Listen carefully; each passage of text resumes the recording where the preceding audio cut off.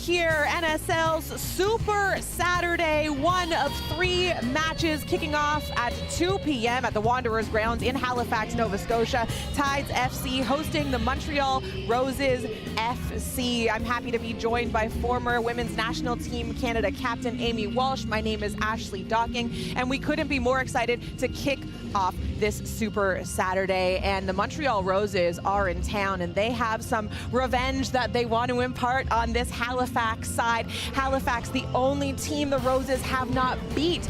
But if Montreal comes out with this offensive shot in the arm off the top, Halifax is going to be in trouble, Amy. Who doesn't want to get on the board under a minute into the match, right? So that's exactly what they did at home at Stade Montreal. Latifa Abdou scoring from outside the box, which I think NSL fans are used to seeing, but this team is really well organized. They're suffocating in the way that they press, and they cause a player, a heady veteran like Michaela Moore, to cough the ball up. And Ali Hess, whom we're going to speak more of, like she and Felicia Roy, who is filling in for Charlotte Bidbeau, who will check back in today, did such a phenomenal job of staying tight to that front line, making sure they were compact, and when they were able to win the ball, they had numbers around it and went forward in dangerous areas. Good vibes only for Ali Hess here as you see her loosening up before the game, and it's Abdou and it's Boychuk who rack up the numbers on the score sheet, but it's someone like Hess who's controlling things in the middle here. And as you mentioned, as we take a look at the starting 11, she'll be playing in tandem with Charlotte Bidbeau, who draws back into the lineup instead of Felicia Roy, who started the last 2. Hess is the glue, she is the engine, as Coach Rossitoyu talked about, but back in there with Bilbao, they're going to be a formidable pairing for this Halifax Tides team to try to break down through the central areas. We got a chance to speak to Ali Hess pregame, her first NSL interview. Here she is at pitchside. Ali, thank you so much for joining us before your match today. You know, we were talking to your head coach, Robert, before the match, and he said, you're an engine. She has a flair, and she can build. How much pride do you take on being a connector for this group offensively? Yeah, I think any role on this team, any player, we all take responsibility and we all hold ourselves to a really high standard. So yeah, it's great to hear, but for all of us, it's, you know, the individuals make the collective, and the collective is what we're focused on. And for me, I think just to break out of my shell and play whatever role is needed of me, that's what I do. Okay, so let's turn to a team perspective then. You guys have had a ton of success so far this season, but Halifax has kind of been that thorn in your side. You guys have yet to collect points from them in 2 matchups. So what's it going to take to get over that hump and leave here today with a result? Yeah, I think stick to the game plan. We know that we can impose ourselves both offensively and defensively, and so sticking true to how we play, how we want to build, and how we want to impact this game. I think we had a good showing last time. Now we just have to make it a full 90-plus minutes and do our jobs well. Thank you so much, Ali. We appreciate your time, and good luck this afternoon. Montreal did have a good showing against Halifax, but it was the Tides who were able to come away with the 3 points. And this is a team, Amy, who have shot out of the international break with some flair, with some power, but then the last 3 matches, they've really faltered and had to find a new groove. They have. They've been, I think, struggling. They conceded 6 at home. How would they bounce back from that? I think they had a really good showing in the first half, where from an organizational perspective and a collective perspective, they were belligerent. They sat in their shape. They were well connected, which is what Coach Stephen Hart alluded to, that they needed to do better, not only defending and the transitional moments, but also in the way that they were attacking. So defensively, ticked all the boxes, especially in that first half. They just conceded on that brilliant set piece that Ottawa had, but it's lacking going the other way. More numbers around the ball to create more chances going forward. They've given up 8 in their last 3, and they've failed to find the score sheet, hoping that they can change things around. But one thing that they have been able to try and elevate has been their defense, and Annika Leslie is an example of somebody who's been really a stalwart for them.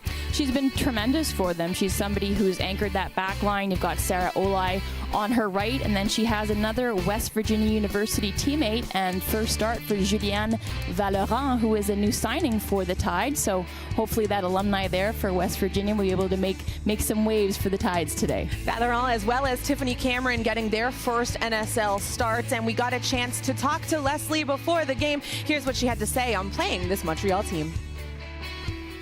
Annika, thank you so much for joining us before your match today. Now, let's start with your opponents, if you want to. Montreal, they are known for the pressure that they want to impose on their opponents. What do you guys have in place in order to be able to withstand some of that and maybe even counter it?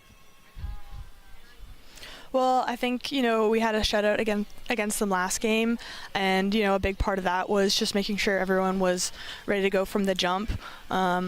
Being able to cover our teammates and kind of imposing ourselves early on to make ourselves felt. Absolutely, and I think that one of the things that's underrated about you guys is you're the only team that Montreal has yet to beat this season. So confidence coming into this one, what are the levels at, despite the fact that in the last 3 matches, they haven't really gone your way? Well, I think it's just exciting to have them at home now and play in front of our friends and family. I know we have a lot of French players, so we play in front of friends and family in Montreal as well, but it's always special to be at home. This is NSL Super Saturday, one of 3 matches coming your way. So stick around, grab a snack, and we'll be back.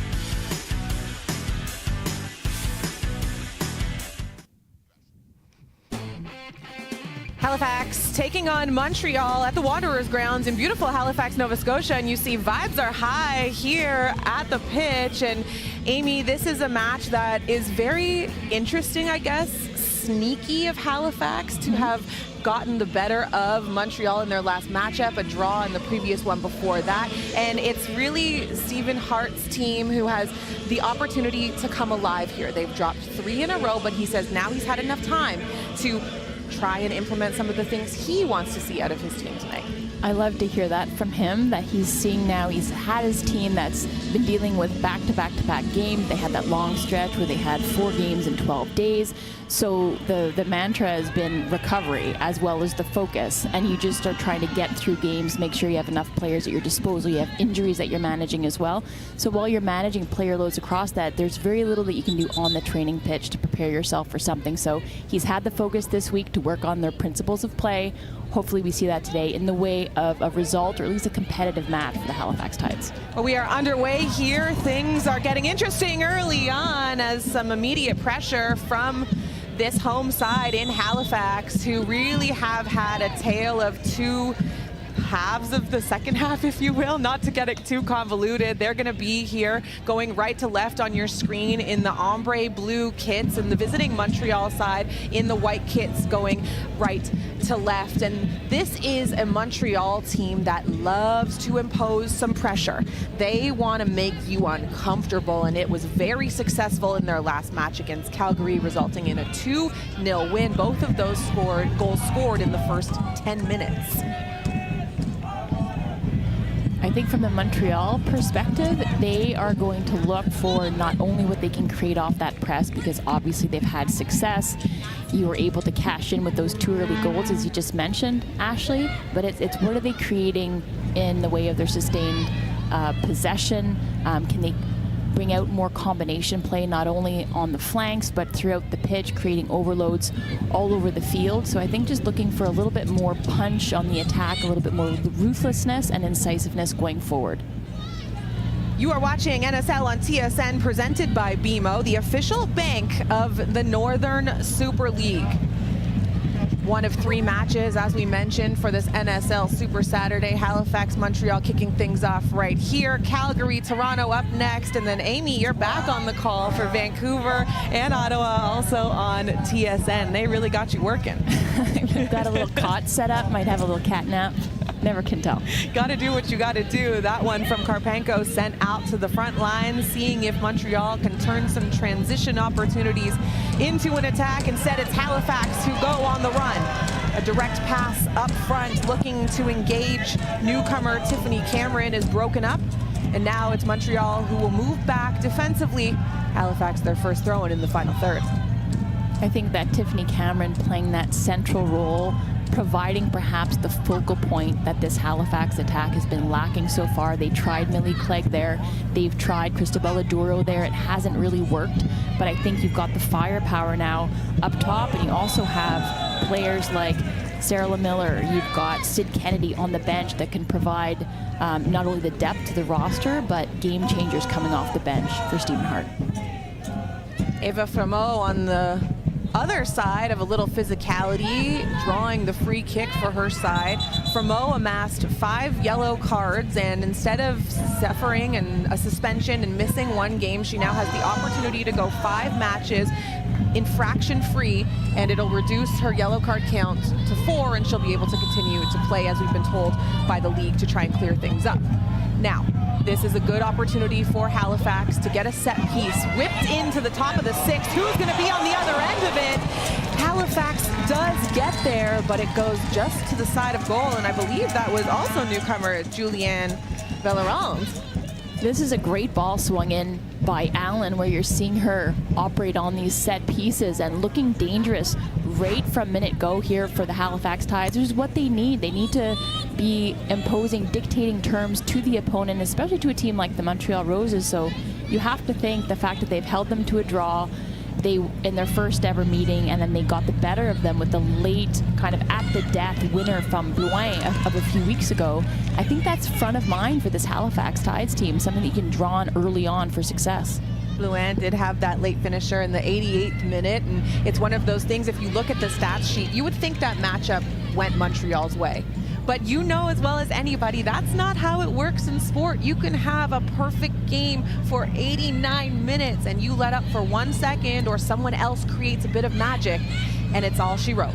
Absolutely, and it was Toth as well, coming up with Herculean saves and keeping their team in the game so that they were actually in a position to get all 3 points away their first time they did that this season. Speaking of away, here go the Roses, led by who else? Latifa Abdu. She's going to get a chance on her right foot, and she sneaks it in the far side corner. And what can't Queen Latifa Abdu do? She extends her scoring lead for this Roses team. And not brushing the shoulder off of Coach Rosatoyo.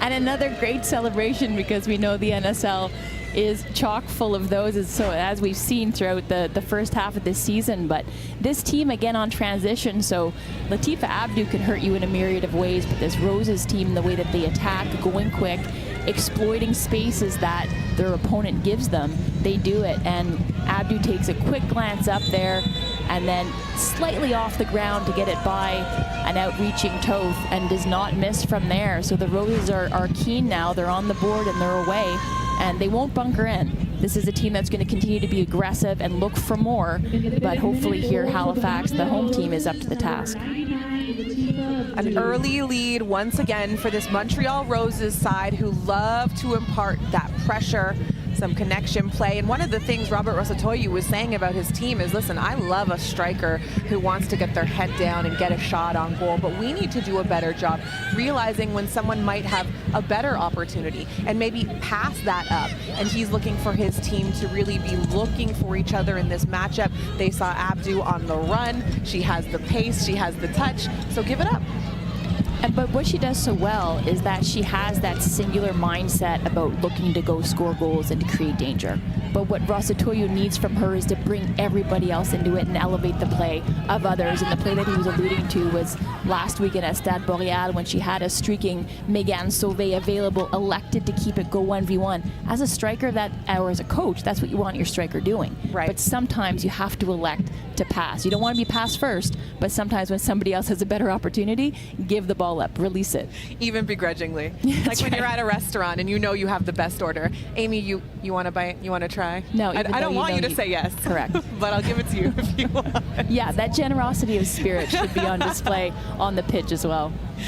Oh, there we go. Coach Stephen Hart looking over his team and again applying some pressure to himself, saying that he expects his team to be implementing some of the changes. And we talked about it off the top.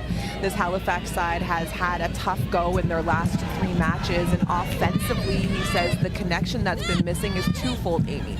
First, sometimes we're too direct. We go too quickly, we have no support. We can't make anything out of it. The second, has some dangerous passing here in front of the gaping wide open net. The Roses are under pressure from Halifax. They get out of some dangerous territory and will go back the other way. The second, he said, was sometimes we're also too slow offensively. And now we're passing in tight quarters and we get outnumbered. It's recognizing when to speed the game up, when to slow it down, and also what the game state is. Speed once again for the Roses, so dangerous.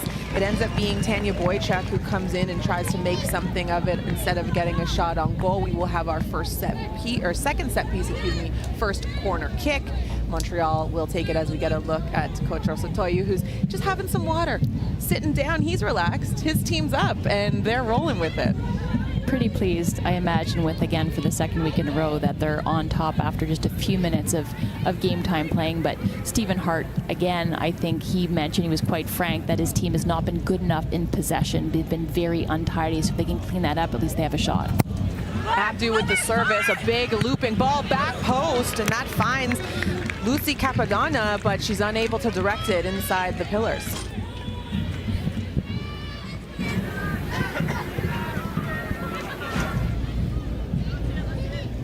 So Abdu on the service will do that to the left of Toth, and Capadonna didn't have a free header there, but I think I spoke about how well organized Halifax was in last week's matchup versus Ottawa, and they did control them well on set pieces as well, just conceding that one right before the halftime whistle in last week's matchup, but have to do better there on the coverage in the back post.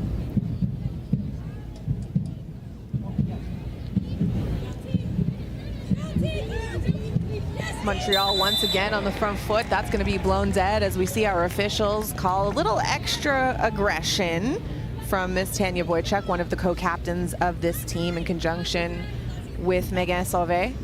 The two of them leading the charge for this Montreal team, who have been really putting their stamp on this league from the inaugural match up until this point. Going to be a team you don't want to see in that first round of the playoffs. This is a team, there's a clarity about which they play, where there's an understanding about the patterns of play, about the philosophy, about what everybody's role is within that system, and I think also a way in the communication from the coaching staff on the demands of the players. And when Rosatoyo was talking about Ali Hess, somebody we highlighted in the pregame, Ashley, he said that she does not cheat. She's not only part of that leadership group, but she's tremendous in all 4 phases of the game, and that's how they're evaluated. And every single week, going to video, that's what they're looking at. Halifax really trying to weather this storm, and Montreal bringing the thunder. 2-3 bodies every time Eva Framot touches the ball. She's going to get a throw in here and look to organize her group in the middle of the pitch. That ball broken up momentarily. Nakamura able to get a foot on it, but quickly the visiting team takes possession. Abdu, some clever work to get that ball out wide, but called for a foul there for Halifax, and it's going to be a free kick for Montreal. Free kick for Montreal. I mean, usually I think typically the officials there will allow play to continue, play advantage a little bit, because Megan Sauvé was away. Yeah, I was surprised that it was blown. Now it's going to be a throw-in for Halifax, and you see the newcomer Julien come in and take that throw-in for them. Valorand is her first NSL game, coming over from the USL and making her debut here. She was just signed a few days ago, and they put her to work, wasting no time. Takes the place of a Kylie Norcus, who has been deployed most typically in that left back position. Ball well won there by Charlotte Bilbao. I think that the team is feeling pretty good that she's back in there, doesn't wear the armband herself, but is easily the most experienced of this team and plays that deeper lying playmaking position. But back to Valorant, who is in there instead of Norcus. I think she's a two-footed player and has incredible versatility. So it almost gives Stephen Hart a bit of a wild card, so he can make substitutions and shift Valorant around as needed. Megan Sauvé goes 1v1 against Famo. You see a little clutching and grabbing. Famo has to be careful, as we mentioned. She's already on that 5th yellow, and it'll be interesting to see how she changes her game to play within the confines of those new rules posed upon her, because it's not in her nature not to get stuck in all the way. It's not, and I think it would be counterintuitive, and I think a detriment to her if she decided to change the way that she plays, because this highly physical, kind of in-your-face role that she's played for the Halifax Tides has been really critical to not only the way that they defend in their back line, but just kind of their swagger, their attitude. And I think I would rather see her, if I was a member of that technical staff, take another yellow than change and adapt the way that she plays. Halifax on the move, the cross coming, broken up at the top of the 6th from the Roses. Cameron on the delivery. She's been impactful the couple times that she's touched the ball early in this match. Roses do well to make that opportunity one and done and swing the ball all the way to the right side of the pitch, just out of reach of Haley Whitaker, and Halifax will take over. You mentioned Tiffany Cameron. She came on as a substitute, I think with about half an hour remaining in last week's contest versus the Ottawa Rapid, and wasn't influential in the way that she wanted in her first minutes for club, but also that the team required her to be. So today she's gotten a service early on, gotten on the ball, and created something. So they'll be pleased about that. And as I said, they need her to be that focal point in the attack. Well in by Annika Toth to come way out of goal and get that errant pass sent back to her. Decides to just clear it. Offside called. It's going to be Montreal who get to repossess the ball. You see Cameron way up on it, trying to assert themselves, are Halifax as well, and apply pressure where they can. Cameron, a dual national, has made appearances for Canada and Jamaica on the international stage.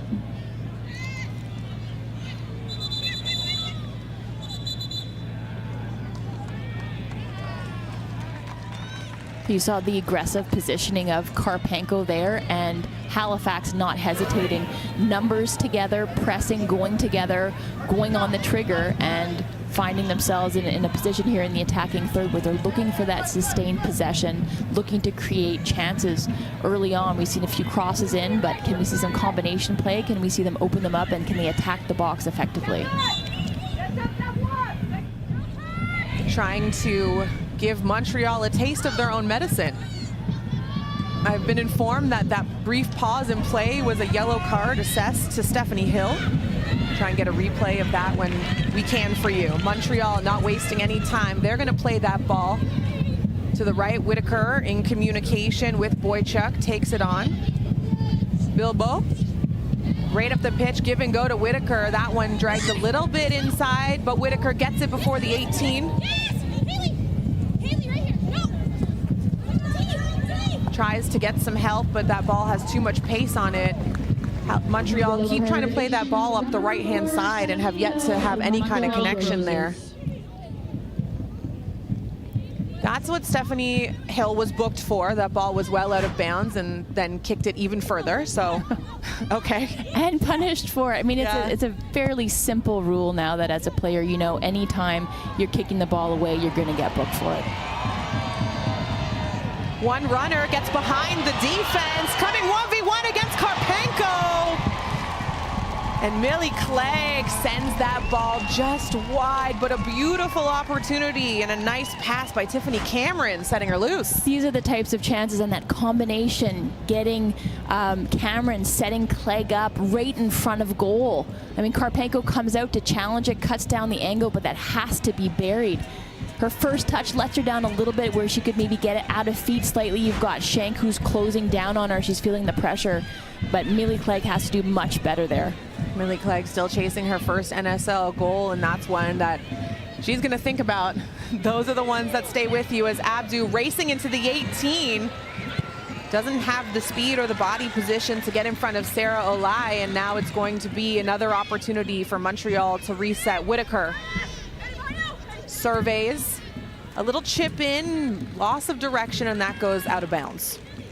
Well done there by Olai to control Abdu as she gets played in again. So we talked in the pregame, Ashley, about how well organized and how I think airtight their shape was for Halifax against an Ottawa side, and maybe the early goal that Montreal got has thrown them off a little bit, but they need to be much more connected and much more wary about both finding space in between the lines and very easily finding balls over the top for Abdu or for Whitaker to run on. 18th minute at at Wanderers grounds.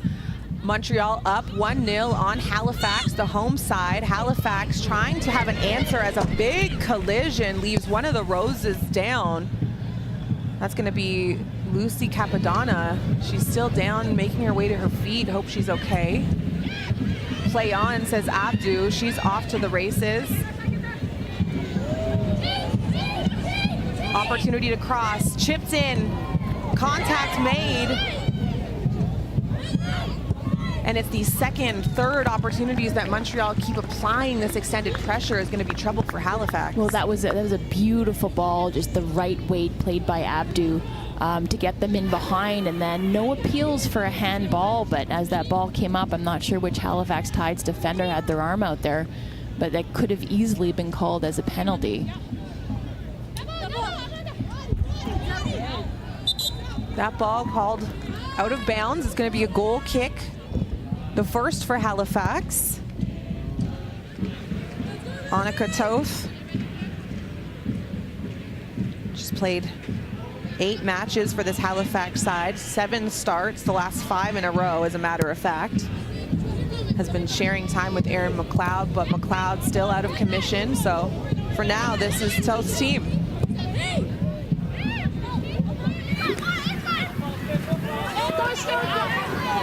Cameron absolutely swarmed. Shank wins the battle.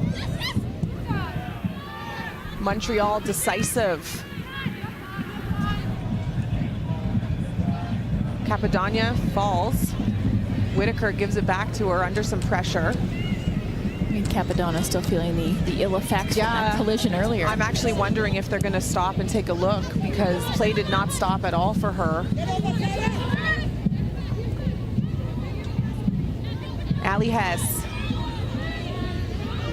gives it up to Shank.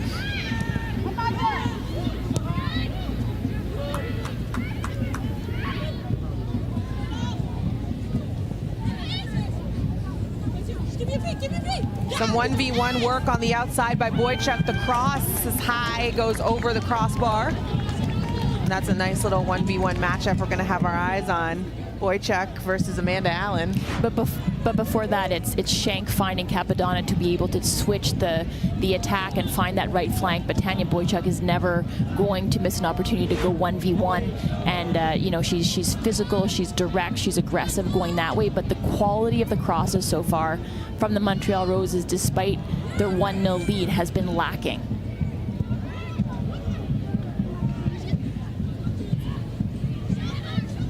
Another opportunity for Boychuk to right that wrong on her last cross. She doesn't opt to take the ball down to the touchline. Hits the deck, loses possession, and Halifax opt for a simple clearance. Cameron hits the deck as the physicality in this one, Amy, ratchets up a notch. Yeah, but Tiffany Cameron there, beyond drawing the foul, just being that release valve for Halifax. They're able to find her up top. She can hold that ball up. She can earn themselves a little bit of a free kick, give them a chance to catch their breath a little bit, because they've been under duress by this Montreal Roses team so far through 20 minutes. Nakamura wins the aerial ball. And this cross, looking to find some action at the top of the 6th. Well won by Montreal.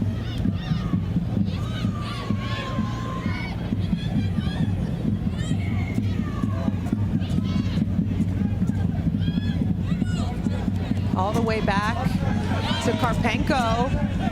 Cameron gives chase.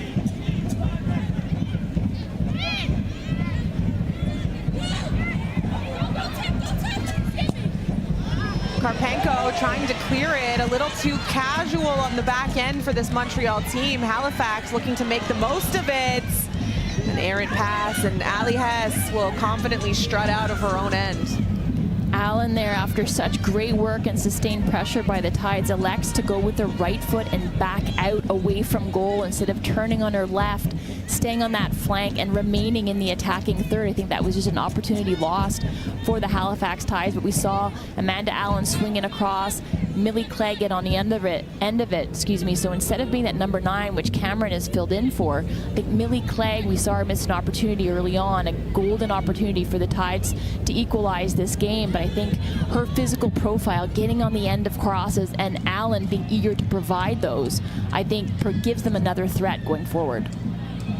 Offense has been hard to come by for this Halifax side in their wins, scoring 1-0, squeaking past their opponents. They've yet to have really that floodgate moment, and Karpenko, she's on it. She's not falling asleep back there, comes out and challenges that one from Tiffany Cameron.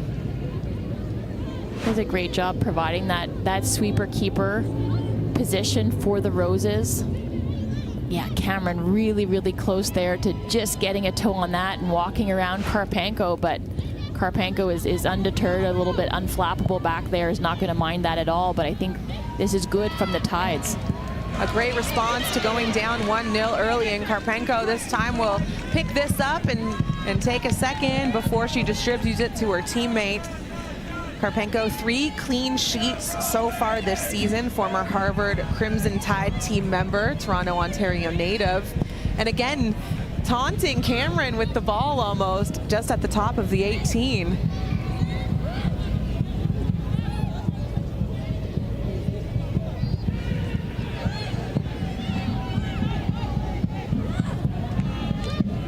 Allen comes back to receive that pass, turns it over as Whitaker nips her heels, and a shot blocked by Halifax as Montreal have a nose for goal.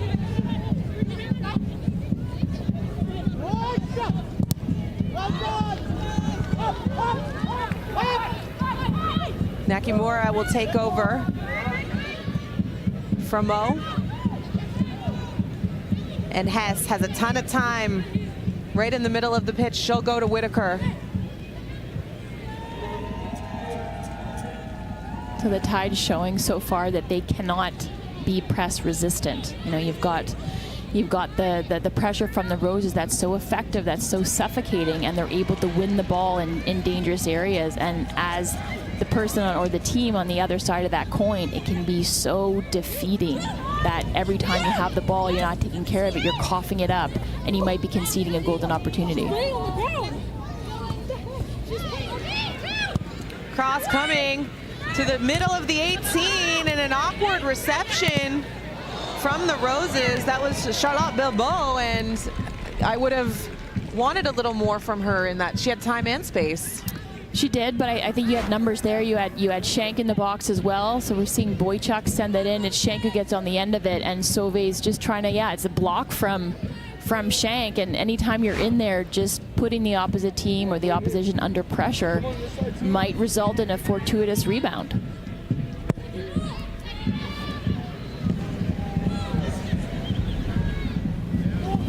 Okay, bear with me. Halifax once again thwarted by Montreal. Hess gets it back to Hale and receives it once again. Now she'll dribble all the way up the pitch into the final third. She lays it off, and a little bit of a miscommunication between her and Tanya Boychuk, who draws a corner kick.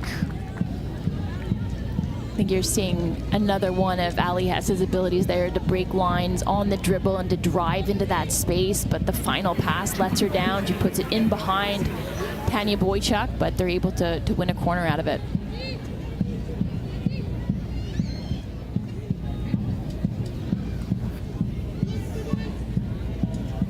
Everybody into the box for this Megan Sauvé corner kick.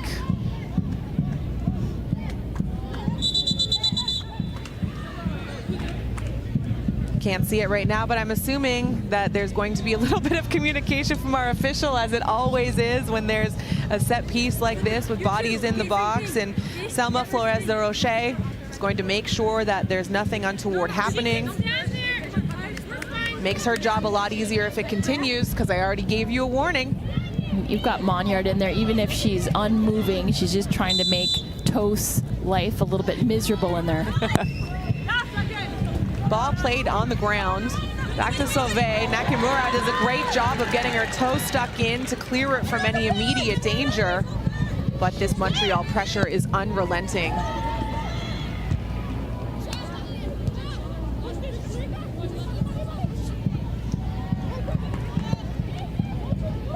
Push in the back, Cameron hits the deck.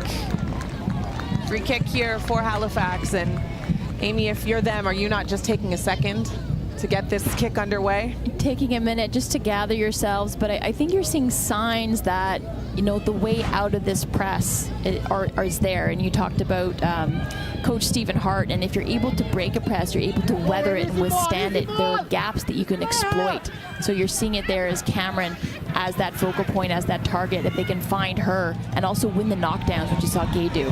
Nakamura puts it right into the 6, a little too close, and it's able to be gobbled up by Karpenko. Cameron, the expected target. Nakamura getting on the ball is always a good thing for the Tides. Can she float around? Can she pop up in those pockets and create danger? And you saw there just not very much required to connect with Cameron, who wants to be that fox in the box for the Tides. I like that. Corner kick here for Halifax. And you see Cameron urging her team on. Keep going, and that's the thing. It's the will to win, the ability to get knocked down and get back up, to lose 6-0, to come back, to have a closer match, and now go toe-to-toe with the second best team in the league, who's breathing down the necks of AFC Toronto in the table. Yep, the Tides keep showing up and they keep making little tweaks, and they hope that it pays off. Big cross in by Allen. It's met by Montreal. Hold on Whitaker. She hits the deck, and it's going to be a free kick for the Roses. I think you've seen with that free kick that came prior to Abdu's goal by Allen, that was just on the right side, just inside the attacking third, that she has the ability to create threat, to whip a ball in with a little bit of venom.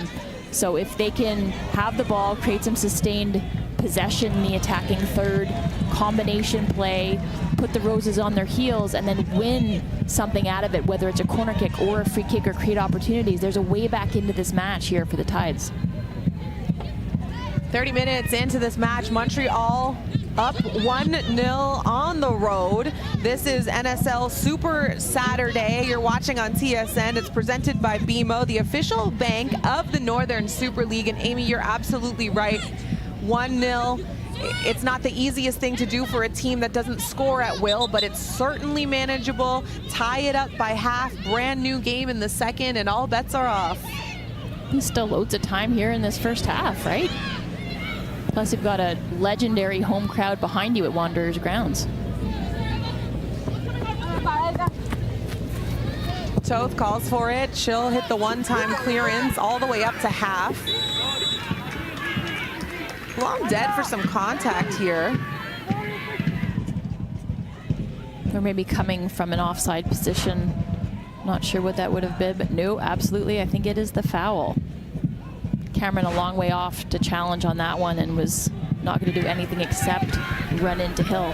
In her defense, the first time she's on that end of it. She's been taking a bit of punishment in this match so far as Montreal look to goal to extend their lead.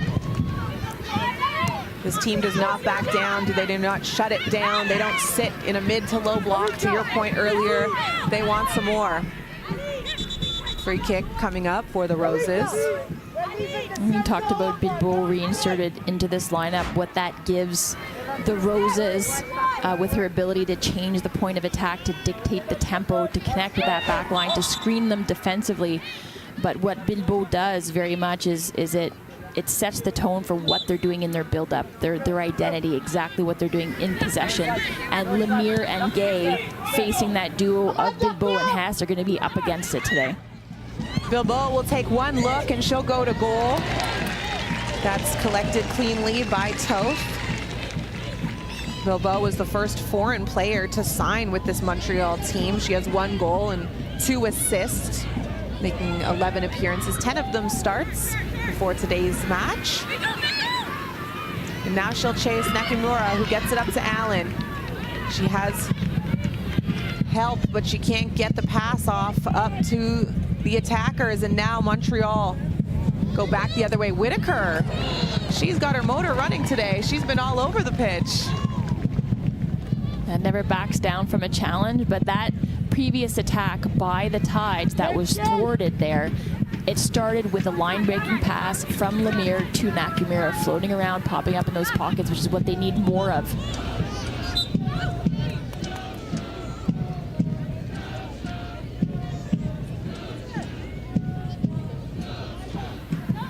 One more dangerous than that one. That's the distinct voice of Stephen Hart, advocating for his team.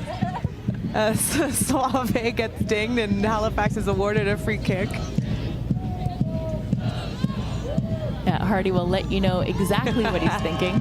Well, he's somebody too who's coming into this situation, and he's a head coach on an interim basis. Lewis Page has moved to more of a developmental role with this Halifax group, and Hart was with the Portland Thorns, and he was a part of that team when they also had a coaching shift, and there was also some combinations of leadership in that group, and it was his first time really in the women's game. And we asked him a couple weeks ago, you know, what did you learn? He said it was actually quite eye-opening. Soccer is soccer. He's like, but some of the communication, some of the body language is distinctly different in the women's game and when you're talking to female athletes. And so he grew as a coach based on that opportunity with Portland, and now continuing to do so here with Halifax. And obviously somebody who's really well known, not only in the soccer community in Canada, coaching our men's national team, but also coaching the Halifax Wanderers from inception in the CPL.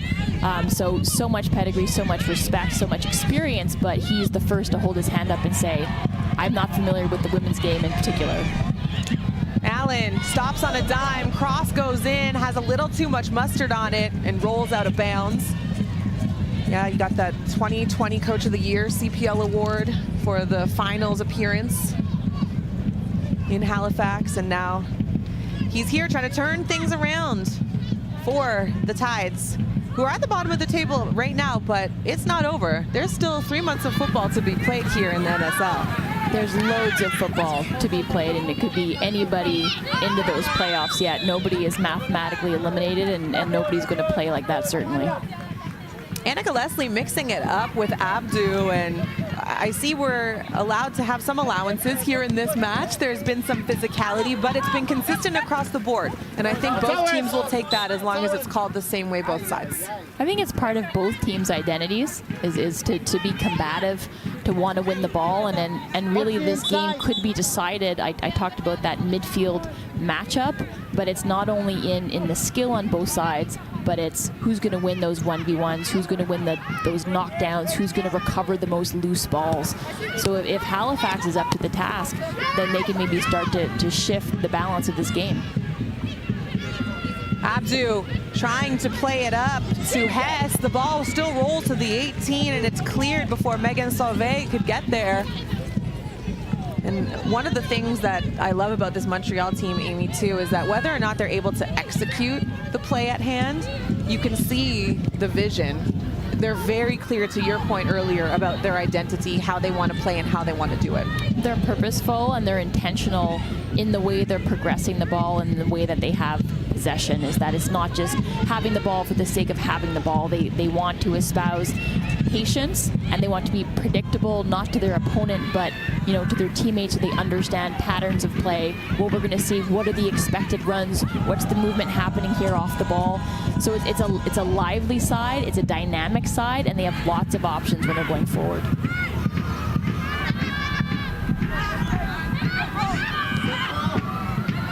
Allen tries to go 1v1 on the right. She's able to win the ball back, and she'll take it to the touchline, and she's bullied off the ball by Shank, and that's a physical, strong defensive play. Shank's had a good beginning to this game, a good half hour for her, put in a good shift so far for Montreal, whether it's defending in her own end or contributing to the attack and winning loose balls. But that's a classic shoulder-to-shoulder challenge. That's exactly what you want, and I'm glad the referee stayed off her whistle there. It's just good old-fashioned football, if you ask us. Halifax looking to equalize things here. But it's Montreal who once again has their own plans. Whitaker tripped up, but she's able to dispatch the ball. Before that happens, Nakamura putting pressure on Karpenko. And a stressor for any Montreal fans in the crowd, how tight those windows are when those balls are getting played back to Karpenko here in this first half by the Roses. But there's a calmness, they're almost authoritative in the way that they're playing it out. That they're not shying away from the challenge, and they're certainly not getting nervous on the ball. Tess, nice one touch to control things, and it's Hill who jumps in offensively.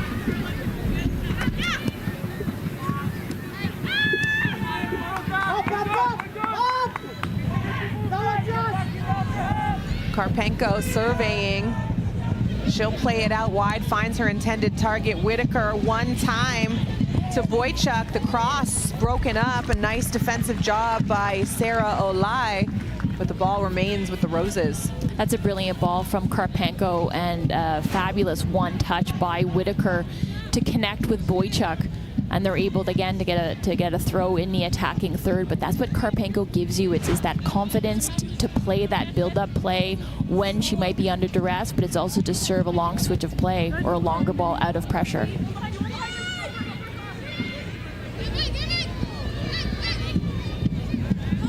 Hess. Abdu trying to turn, gets her way, has the ball on her left. She'll lay it off. Whitaker, crafty cross, header! Oh, Annika Toth. Fantastic job anticipating that redirect, and leaves it 1-0 still. That was dangerous. Great little chop by Whitaker there to get it to a right foot, and a beautiful cross. Well-timed header by Boychuk, just isn't able to place it into the corner. And then after the fact, Sarah Olai just connects with the body of Tanya Boychuk, who goes down. But a great spell of possession from the Roses. You're seeing that ball from Abdu when she can't go forward, she's cutting it back. She's not laying off, but she's looking for that little chip ball clipped to the opposite side. I feel like Halifax is going to submit that for Save of the Week, the way that it happened. Very good job by Annika Toth to keep her team just down one. Great build by Montreal. Karpenko scoops that up in the breadbasket. 5 minutes remaining here before stoppage time in the first half. An early goal by Montreal, Latifa Abdu, and then both teams just trying to find their way to solve each other once again. Let's stay there, let's stay there.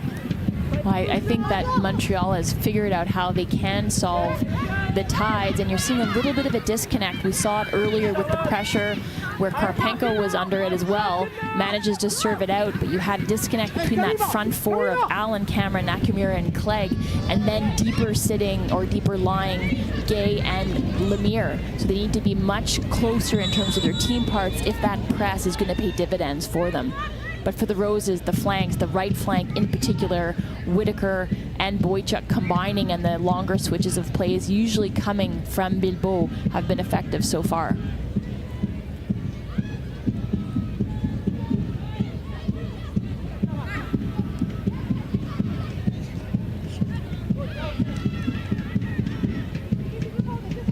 Halifax trying to bring some of that pressure to the back line of Montreal. So there you saw Allen caught in no man's land, didn't know whether she was going to go to pressure or sit deep, and then it was neither here nor there, and then now Montreal again able to set themselves up in the attacking third. Whitaker displaced, Halifax take over, and to your point, if not everyone's on the same page in a press, it's a moot point for the rest. You may as well not even deploy it, because you just make yourselves kind of sitting ducks and you're able to get walked around because players are coming at you with pace, and it's really difficult to recover after that first line of pressure is broken. On top of that, you get tired and you're not, you know what I mean? You're running, and then it's not paying off. As we take a look at this injury here from Marika Gay, I believe, is down. Yeah, she's that full stretch, just trying to get a leg into that challenge versus Whitaker. And connects, or it's Whitaker's cleat that connects with her leg, and who knows what's going on. Hopefully it's not a muscular thing, maybe it's just a knock. Just needs a second. In the meantime, both sides will go to the sideline and take a little hydration break. Brought to you by Powerade. We'll get another look at it. Takes the ball away, wins it cleanly, gets clipped after the fact. Yeah, I think it was Whitaker's boot that connects with that right leg that's planted in the ground. But no muscular thing, no ankle, no knee. Touch all the wood for that. Everybody can deal with just a bruise, and you kind of get on with it. You soldier on.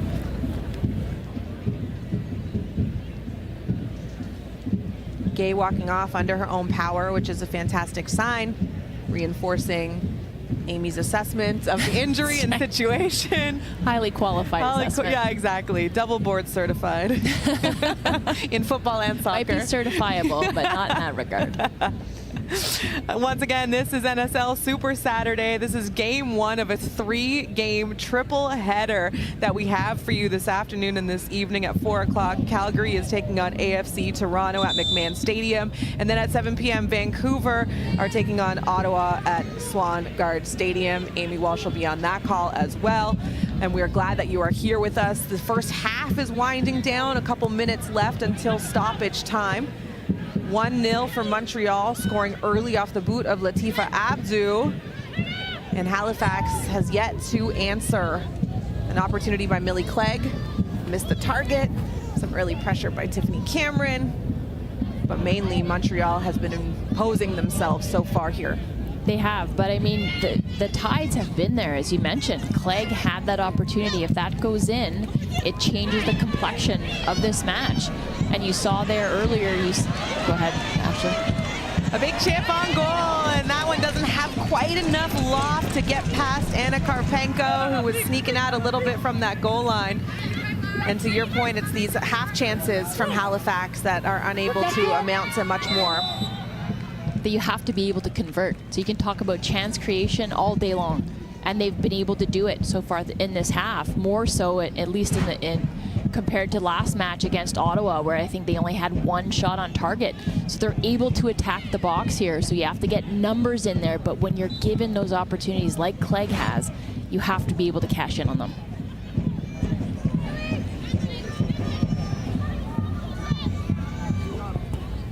Allen able to catch up with that ball that's been driven deep into Montreal territory.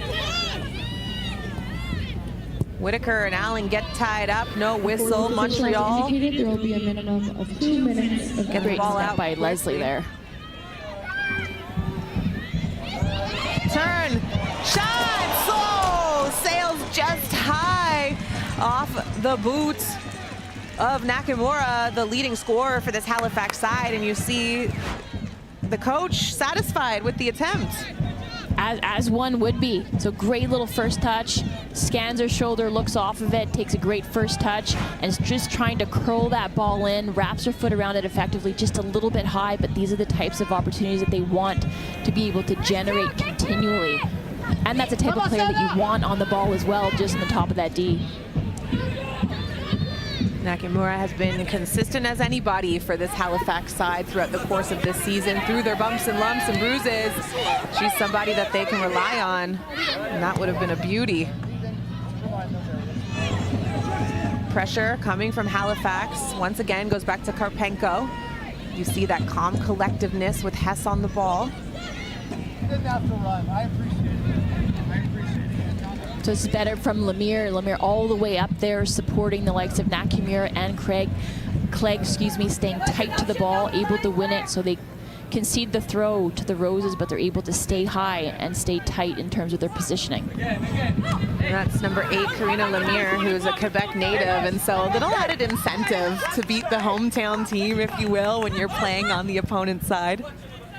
So many Quebecers on this Tides team, but we know how deep the talent pool is in Quebec, so to see them popping up on no matter what NSL team, I think it is great to see, and great for the development and the future generation of players in Quebec. There goes the whistle for the first half to come to an end. We had 2 minutes of stoppage time, which breezed by quickly, and this is a Montreal side that has their first lead this season against Halifax so far, so they're in a power position, and we are going to talk a little bit about what we saw in this match as we take us to break. Latifa Abdu with her beautiful touch in the first half, scoring in the first 4 minutes.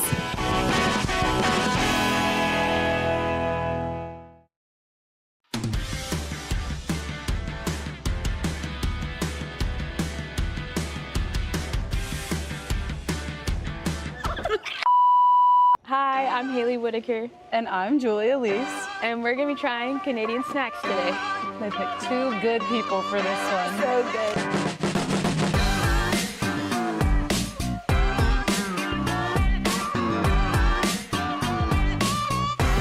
First up, ketchup Lay's. All right, we'll go together. Yep. Wow. Big one. Bon appetit. Bon appetit. Yeah. America needs these really bad. They would love them. We put ketchup on everything. On everything. The crunchy, the sweet. Parfait. Next up, all dressed. Bon appetit. Bon appetit. I like them. Give me 14 of these right now. Like, I need them all. Next, coffee crisp. I'm excited. Cheers. Yep, cheers. Whoa. Whoa, those are really good. I love. Imagine this like cold. Oh, Henry. Y'all ever met Henry? Okay. No, but be careful. It has peanuts for those of you out there. We're not trying to kill anybody. No cases. Yeah, none. Cheers. Cheers. What does this look like? This tastes like something my dad likes. Well, call me daddy.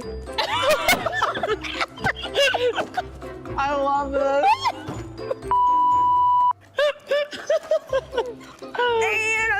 Okay, this is my fave. These are good. Okay. Next, a Canadian Kit Kat. Is it the same? I don't know, but America does junk food better, so you know how we do. Cheers. Bon appetit. Whoa. Wait. Is that just...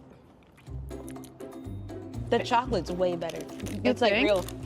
It's real chocolate. Smarties. This is not a Smartie.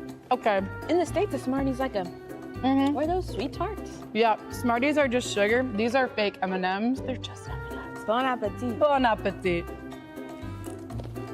These are like M&M's like Dollar Tree version. If I'm on a desert island and I want my sweet treat o'clock, I guess I'll eat this. What is this? I don't know how to pronounce this. Arrow. Arrow? Arrow. You can't. Cheers. It's good. It's good. It's like a Hershey's. So, Haley, Yeah. what's your favorite? If you can take one of these snacks, and if you can throw out and ban one of these snacks from Alright. ever being made again. My top pick. You're gonna be surprised. Canadian Kit Kat. The real chocolate in there, I love it. I mean, you can't beat it. Okay. What's your number one? Daddy's back. It's gotta be the O. Henry Somebody, bar. I please. love the peanuts and the chocolate and the fudge and the caramel. Henry, I want a sponsorship appearance. Please, give me a brand deal. All right, which one you throwing? Oh wait, yeah. 1, 2, 3. Yeah. Trash. Give me my M&Ms. Give me my peanut M&Ms. Milk Yeah, chocolate, milk chocolate, peanut butter. They have cookies and cream now. Anything like but anything these. but these. Well, It's time to get your tickets to come see us on the pitch. So make sure you come and see us. And get some O. Henry bars to enjoy while you're watching the football. We.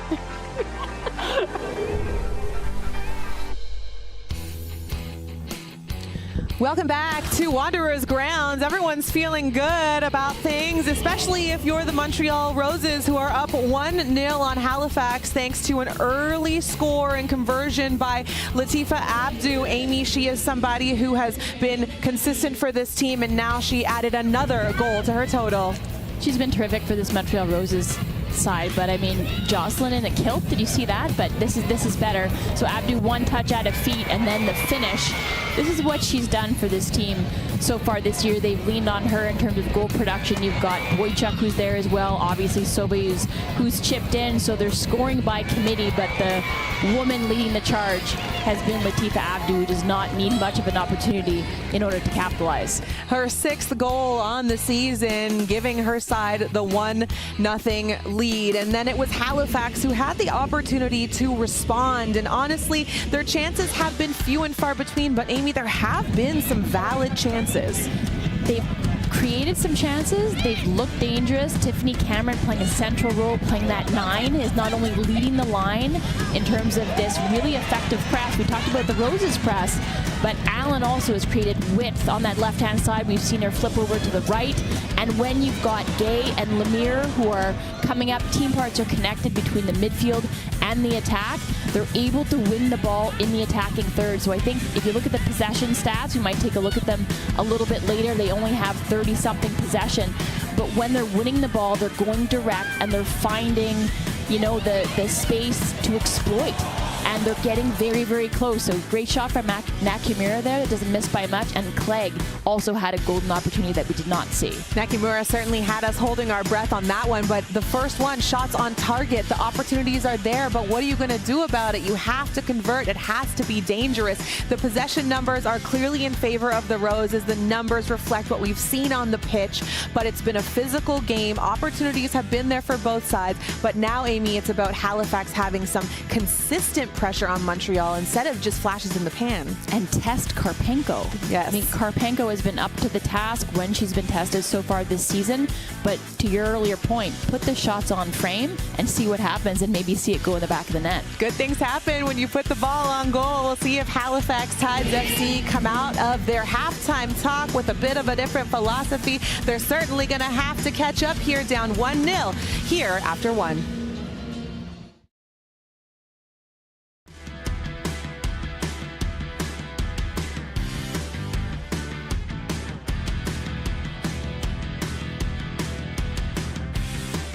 Walsh with you, and from the very beginning of this season, coaches in this league have talked about the quality of goalkeeping that they're seeing both in Canada and in the NSL. And because I love putting you, Amy Walsh, on the spot, I want to know your top 3 saves of the season so far, starting with number 3. I love how the goalkeeper is putting the midfielder, the former midfielder and former goalkeeper, on the spot. Yes. But I'm willing to do it because the saves are not as sexy as maybe the best goals, but they're equally as important, sometimes even more important. So we're going to start off with Annika Toth for the Halifax Tides. So this is Annika Toth, I think, showcasing what she does best. She commands the area well off the set piece. Her athleticism and her footwork allows her to divert that off frame. And under pressure as time ticked down, no less, Kate, because what's important to underline here is the context of all of this.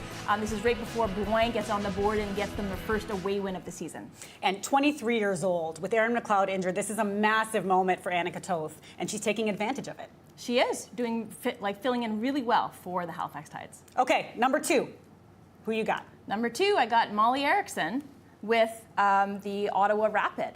So this is an excellent bit of skill by Montreal Rose's Hayley Whitaker. Great touch, fabulous to get it up and over, and then connects with that on the volley. But Molly Erickson, her expert positioning and her cat-like reflexes. Peregrine Falcon is the mascot for the Ottawa Rapid, but more like a cat here, and she allows her to parry that over the bar, but again, coming up in critical moments for her team. And sometimes volleys like that are really hard to anticipate, so she anticipated it, moved her body perfectly, and was able to knock it up and over out of danger. And that's why the injury to Molly Erickson is such a tough one for Ottawa, because she is a premier shot stopper in this league.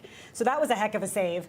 What's been the best save of the season so far? There have been a number of them, and there are other honorable mentions that we won't have time to get to, but Steph Bukovic, who is known for her distribution, her technique, her skill on the ball, comes up with an old style, old school shot stop here, where it looks like you've got the Vancouver Rise, looks like a certain goal.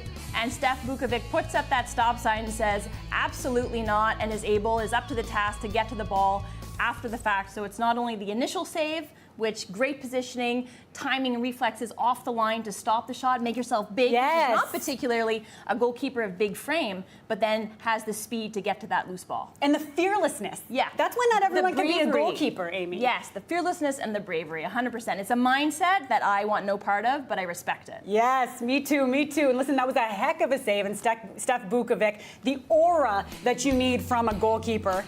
And here are Amy's top 3 NSL saves so far. We've got Annika Toth, Molly Erickson, and Steph Bukovic at number 1. And Amy, you know what I want to see for the rest of this season from keepers? I want to see some celebrations. Why are strikers the only ones that get to have fun? Yes, you know, I think about that in the World Game. You had Moise Bombito for a men's national team, a great tackle, hyping up the crowd. Why not from our goalkeepers? I love it. Let's see it.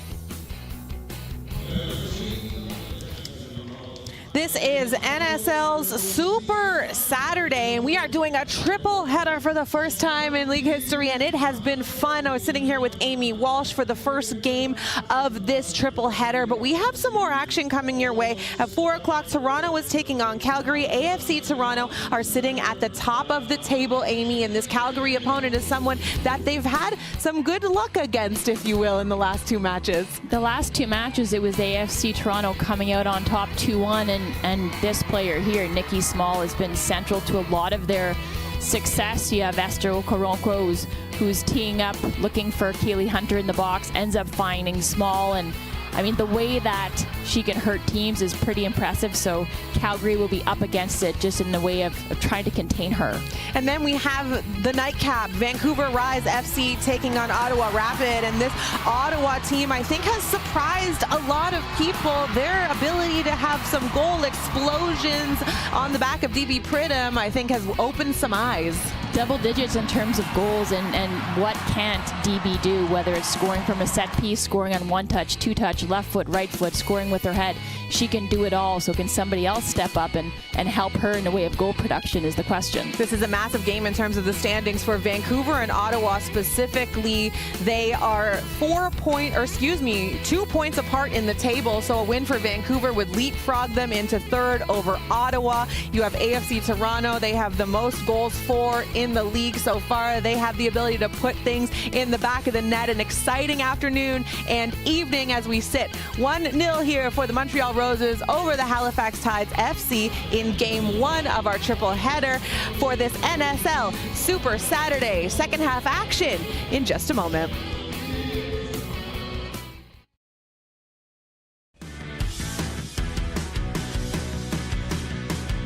A season of firsts, it all comes down to one match. The NSL final hits BMO Field on November 15th, and the race is wide open.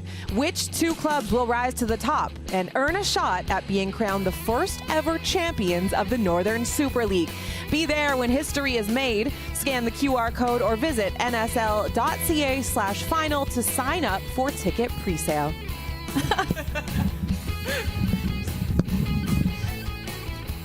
Now that's a finish! Oh, off the post and in. It's the goal they've been waiting for. That is a highlight we will see over and over and over again. Saki! That is absolutely world class. Oh my goodness. You're watching the NSL on TSN, presented by BMO, the official bank of the Northern Super League. And we're gearing up for what should be a very exciting and hopefully suspenseful half as we take a look at the Montreal Roses, who clearly travel very well. Wanderers Grounds in Halifax is jam-packed with a loyal following who are looking to urge the home side on to their first victory in 3 matches. I'm joined by Amy Walsh, former captain of the the women's national team. My name is Ashley Docking, and we're so glad to have you here for this Super Saturday. This is the first of 3 matches for you, NSL action all day and night. And this is where we are so far, for the halfway point, if you will, of the season. AFC Toronto, Montreal Roses, both flirting with the top spot. Ottawa, Vancouver, Calgary, and then Halifax. They're at the bottom of the table right now, but there's still 3 months of action, Amy. There's loads of football to play, but all kinds of narratives that have emerged in this inaugural year. And the cool thing now at the midway point, as you alluded to, is that you can look back at past matchups. You can see that even though Montreal is a leg up on Halifax so far through 45, that the Tides have gotten the better of the Roses in previous matchups.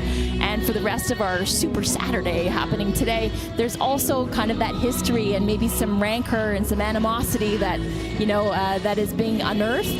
And you get to see how it all kind of plays out with the ensuing matches. One thing we're going to do is stir up a narrative, and this has been a physical game. Montreal looking for some revenge, if you will. There's nothing more frustrating for a club who thinks they're in an upper echelon of a league and they can't solve a team that has been struggling from the offset.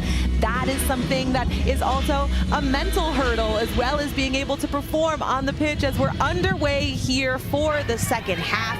If you're just joining us, Halifax, the home side, will be moving right to left in the ombre blue kits, with the visiting Montreal side in whites with the red shorts. They're moving left to right, and an early yellow card issued here for this Halifax side. Our second of the match. It looks like it was given to Marika Gay for a connection with Bilbao right in the midfield. Yeah, little slide tackle, little clip of the ankles. Welcome back to the starting lineup, Bilbao. You want that type of intensity, and especially that pressure to a player like Bilbao, who is so integral to this team, to the Roses, to the way that they want to play. So you want to put them under pressure. You want to wreak havoc if you're Marika Gay going up against her, but Bilbao is able to get to the ball first, and Gay was already sliding in and guilty and booked for it. Julien Valorant trying to make headway down the left-hand side of the pitch. Instead, it ends up on the foot of the aforementioned Gay, moving to the back line and ending up where it all began, as this Halifax side looking to break this press with some consistency. Montreal just does it so well.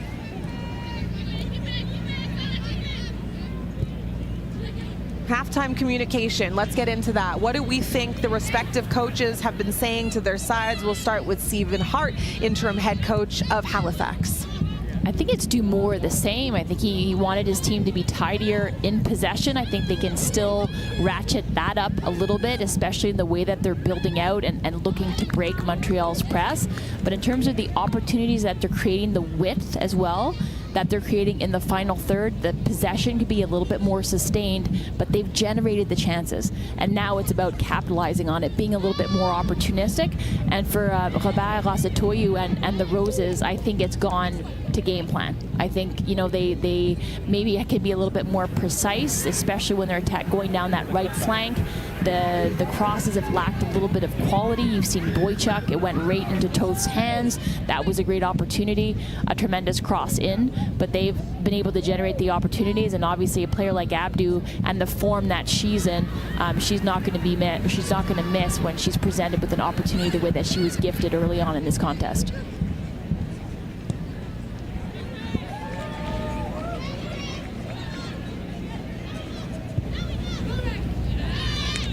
Errant pass off the gate, and that wasn't even full-on pressure by Abdu at the top of the attack.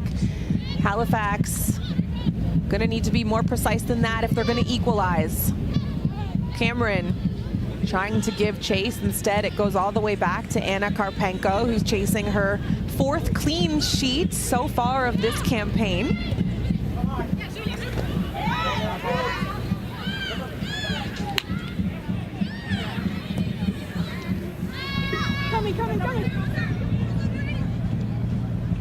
A foot race goes the way of Halifax, and that ball back to Toth. One-time clearance. And it's Montreal who have been so brave in these aerial attacks. Fearless, no second guessing, just going for it. It's the right mentality when you have to engage, but they've got the numbers and the organization around the ball for that counter press. Even when they perhaps have a wayward pass or they're not connecting that way, they always have numbers. And that is something I think that the Halifax Tides could take inspiration from, especially in the way that they're attacking, and they're doing a lot better. You've seen some positivity in that regard today, certainly better than their last outing. But they need to do better. They need to do more to stay more connected and to keep the team parts tighter together.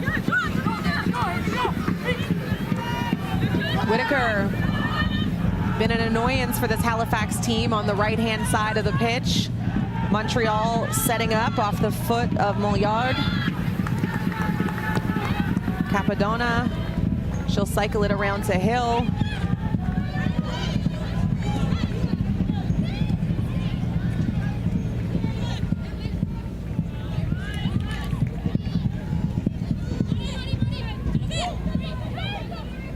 Marika Gay quickly converged upon.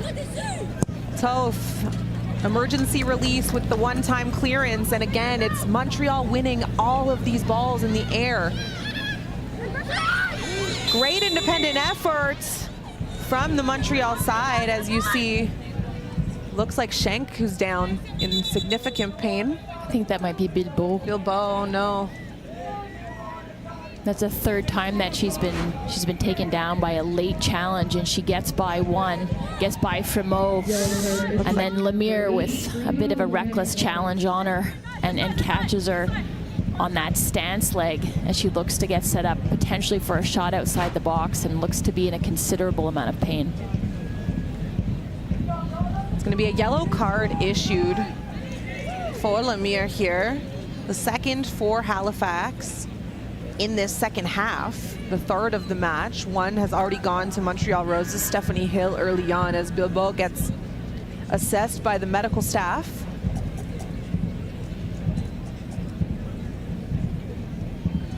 Hoping all is well on her end. Came on as a substitute last match and had missed a game prior to that, and Felicia Roy, the 19-year-old, had filled in more than admirably, created a great partnership in there with Ali Hess, who is really the glue, I think, to this team and everything that she does, and usually in an unsung fashion. But to lose Bilbao potentially again would be a huge blow to this Roses side. On the call, we were talking about how young Roy was, and for head coach Robert Rosatoyu, he's like, to me, I don't know, she's 12, like 18, 17, 19, 12 years old, it doesn't matter. But the one thing he wanted to see is her mentality for having 2 starts, playing well, and then not getting the start the next game. How do you manage your emotions in that regard? Because as athletes, we're all just so rewarded by performance. You played so well, you expect advancement. But she has somebody, Bilbao, who has done a lot for this Montreal team. So you need to sit down, you need to take your time and earn your spot back, if you will, that healthy competition. But he's looking forward, he says, to see Roy's response, which he expects to be positive.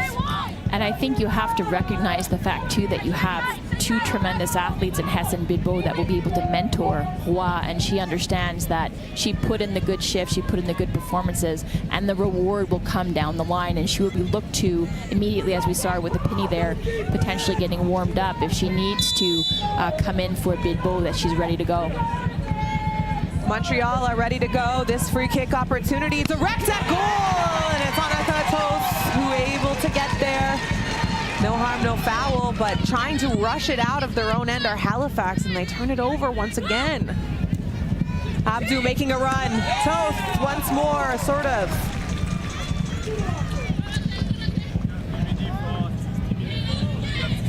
And yeah, to just bookend the comment about Roy, sometimes it's hard as athletes not to have that instant gratification. That delayed gratification is something that you have to learn to love, especially in athletics. And you have to be patient, and you understand the long game. But Rosatoyi was also talking about the doubling up of positions in their roster, and perhaps more player acquisitions and signings coming, but having a player like Roy breathing down Bilbao and Hess's neck, that elevates their play as well, and what that's doing for the collective. But again, as the young player, having to digest that and understand it, it is a whole other thing, but she's got a maturity about her that belies her years. Long ball sent over the top, trying to find Nakamura on the end, but offside called. And it'll be Lucy Capadona who takes over.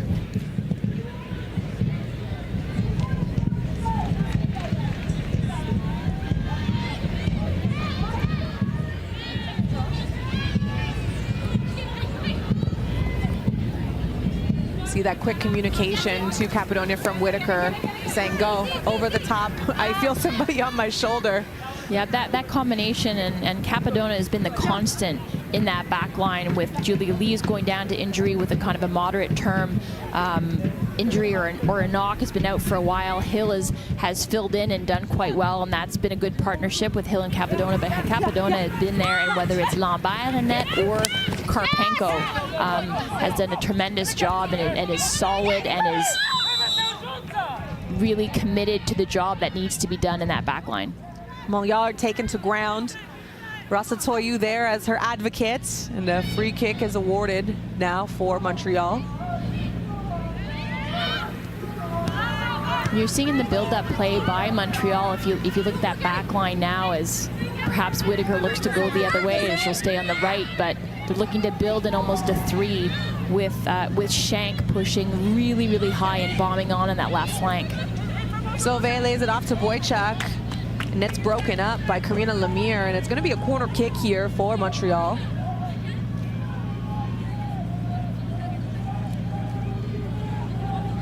Boychuk unsure for a moment if someone was going to come with her. She plays it short. No one realizes that it's on. The cross comes, top of the 6. It's loose. An offside called eventually. And an offside call there. I'm unsure what's. It could be just immediately from that short corner. Has that ball being played back? That's where the offside's coming from. But that's unforgivable from the attacking side to put yourself offside when you're almost on the opponent's goal line. It was so delayed, though. I feel like. Yeah, I'm unsure. It was a late call. I don't know if it was from the initial ball sent to that back post off the knockdown. Unforgivable. Well, it is. Captain. I'm so sorry. I didn't mean to let you down. Amy, standards are high. Absolutely. Not last name. Nonetheless, it was Montreal trying to sneak one past Halifax, trying to catch them slipping. They almost did. And that's that unpredictability that you spoke about in the first, that you want from your team. You want them to play where they should and according to plan, but also have that creativity, and they have the allowance to do so. Yeah, and the license to do it, the confidence to be able to do it, to express yourself fully, and I think that's what we've yet to see from this Halifax Tides team. I think you have a coaching change that maybe shakes things up in the way of your structure and your philosophy and how it comes to life on the pitch. But after the fact, it's just up to the players to provide the brilliance. Top of the 6, broken up immediately by Montreal. Whitaker gets there first, and it's a foot race. A little physicality from Eva Fremo. What else is new? And it's Halifax right back onto the attack. Cross, top of the 6, charging. Were Halifax, and that's some of the assertiveness that I think you were talking about. They need more Millie Clegg. They need more Cameron. And it's connecting these phases of play together. That ball in by Leslie is of quality. You've got Clegg being that target in there, which she absolutely needs to do. She needs to use her size, use her physicality, but Fremo, a little bit of a straight arm. That physical play, as you mentioned, I love that about her. And I think that bite, that edge, I think that could bleed into the rest of the roster occasionally, but it's the ball win, but then it's the connection. It's finding a teammate and moving forward, being progressive.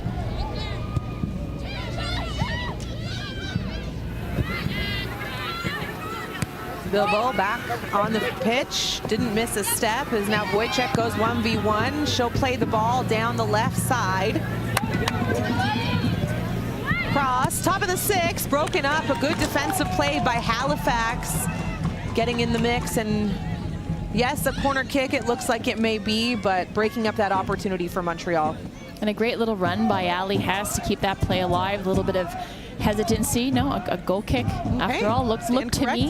Yeah, looked to me like that bounced off the Halifax defender, but Ali Hess with the outside of her left foot gets by Lemire. And then I guess they're saying that that went off Abdu and not Olai. They'll take it. 100% they will. I think we should talk about, no. That's the type of thing you run after the ball, even if you know you touched it last, because chances are the referee might give it to you.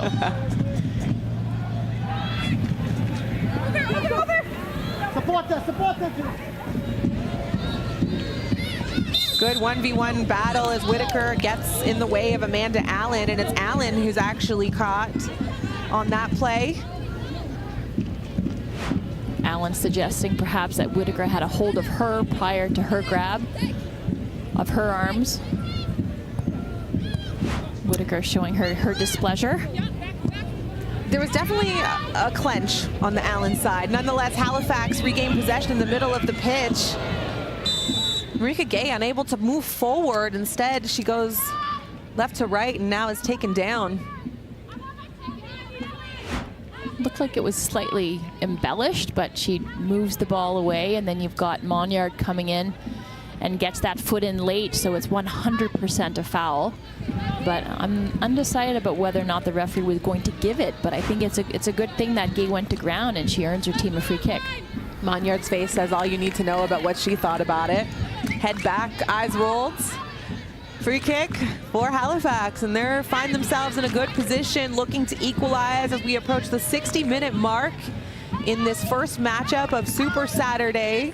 You're watching the NSL on TSN, presented by BMO. Lemire is not afraid to hit a free kick from this distance. I mean, it looks a little bit too far out. We know Allen can maybe provide a little bit more of a refined, clipped ball in, but Lemire with her left foot will probably look to connect with this and hit it right on frame.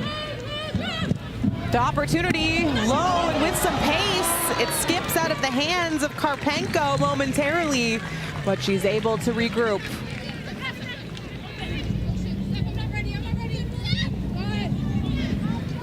We haven't really seen Lemire today be in possession of the ball a little bit further up in that attacking third. She's playing more of a holding role, and you've got Gay who's probing forward a little bit more, but Lemire has that in her locker. That left foot from about 40 yards out can really hit a ball, connect with it with power, with precision.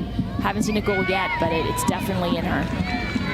Allen carving it up with the ball at her feet. She opts to cross, and it's blocked by the Roses. So a corner kick coming for the home side here at the Wanderers grounds, trying to give this Halifax fan base something to cheer about this beautiful Saturday afternoon. And I remember asking Stephen Hart when they acquired Allen and Cameron, are these game changers? He said, we don't know. We haven't seen it yet. And today you've seen so far through about an hour of play, 2 influential performances by the 2 new signings for the Tides.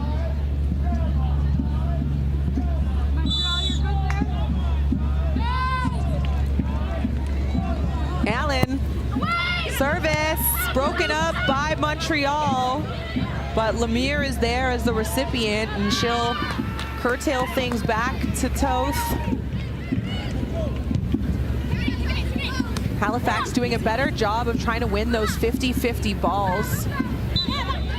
Fremo called for an infraction there. Bochek hits the ground.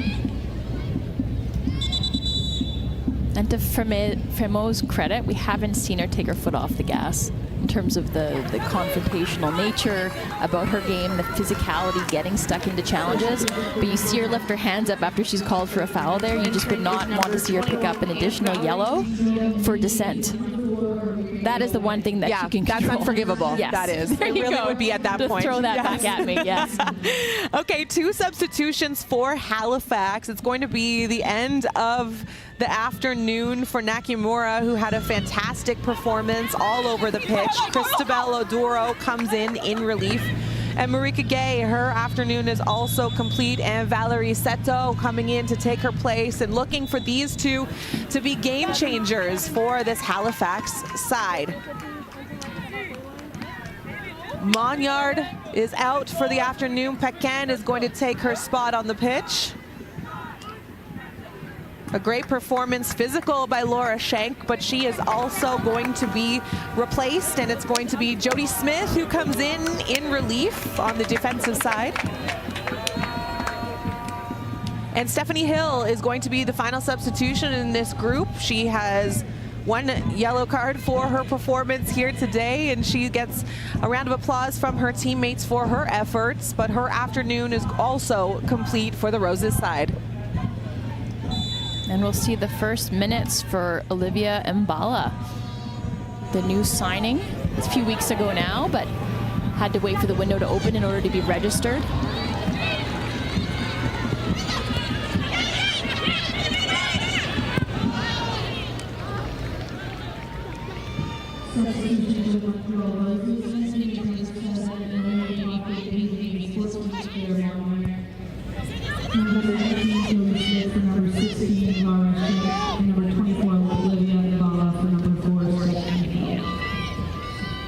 Montreal get the ball back once against a Karpenko, and Cameron nearly there to block it.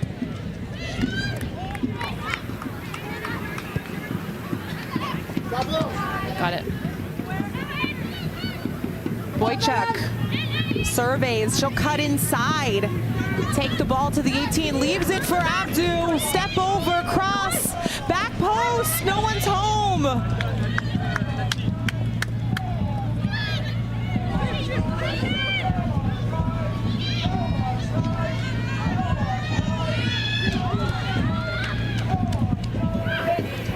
Capadona, Whitaker. Sorry, Ashley Pocky, unable to keep that ball alive. Just needed her to cross that ball back in because the Roses had numbers in the box. And we've seen that now from both sides, letting the opponent off the hook a little bit by not going right back at them, as there's some contact there from Odoro. It's not called on Pequin. And now it's Cameron who's coming back in relief.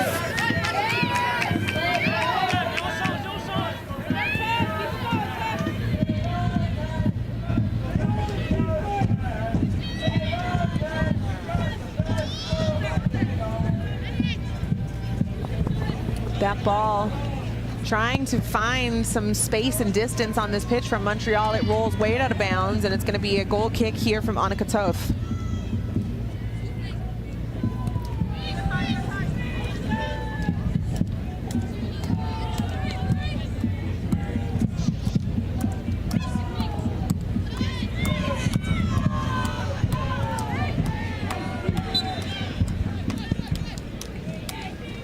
Things tightening up a little bit on the pitch.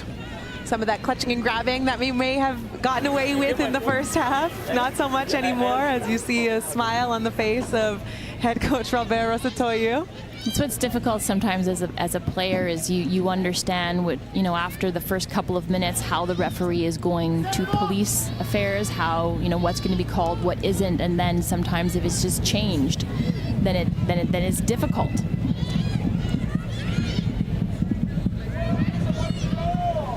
Through ball. A big collision in the box, and that's easily going to be called on Montreal, but a nice opportunity there for the Roses to try and get inside. Megan Sauvé determined. Just lacked a little bit of weight on that slip pass for Sauvé. I'm not sure if she's going to beat Frimo on pace, but isn't able to get by her and hauls her down for good measure.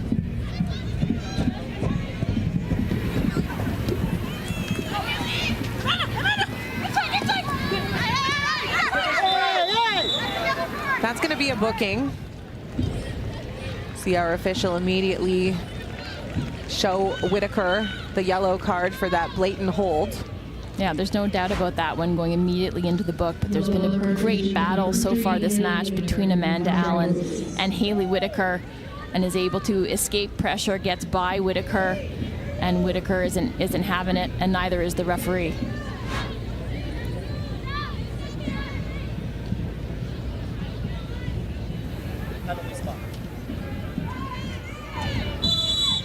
Karina Lemire on the ball. That big booming left you talked about whips into the top of the six. Karpenko forced to punch it out.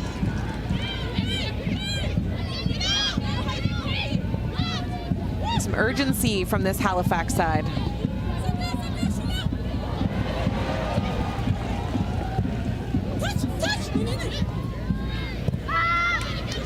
little bit of skill by Sato there.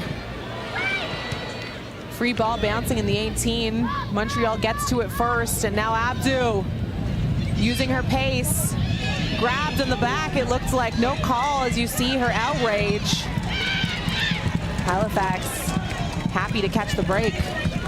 Stops her run there. I wonder if she's more committed to it, is able to perhaps win herself a penalty. So yeah, almost a horse collar from Fremo. Flying a little bit too close to the sun probably for Stephen Hart, but gets away with it. Fremo stays flirting with the sun. That's but again, that's why her teammates probably love her. That's why people, when they play against her, they're like, check this guy. Oh, Eva Fremo, I know I'm going to have to come, and it's going to be a battle every single night. Sometimes it might be nightmarish in training, but that serves to elevate the play of her teammates. But yeah, you love to have a player like Fremo playing in the same colors as you. Specifically, yeah. Yes. Versus suiting up against her.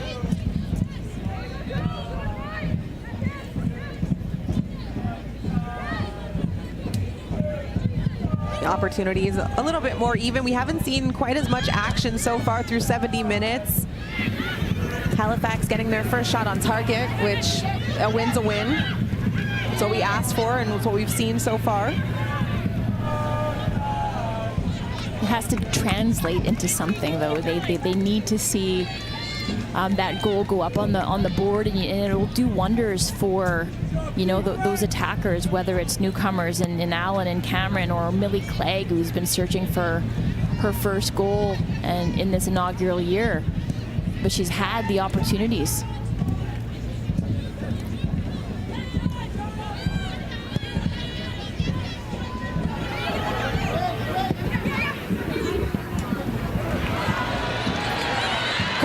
Retreats, Cameron! The ball's loose. Second opportunity, Ardoro trying to chase it down, and when the touch fails you. We just talked about it. Cameron on the ball, running at goal, takes a touch across her body, allows the back pressure to close her down, and to Karpenko from the front to eliminate and to snuff out the chance that she created. So here's the opportunity. Great timed ball, great well-timed run by Cameron, but wants to have it on her right foot. Doesn't want to strike it with her left.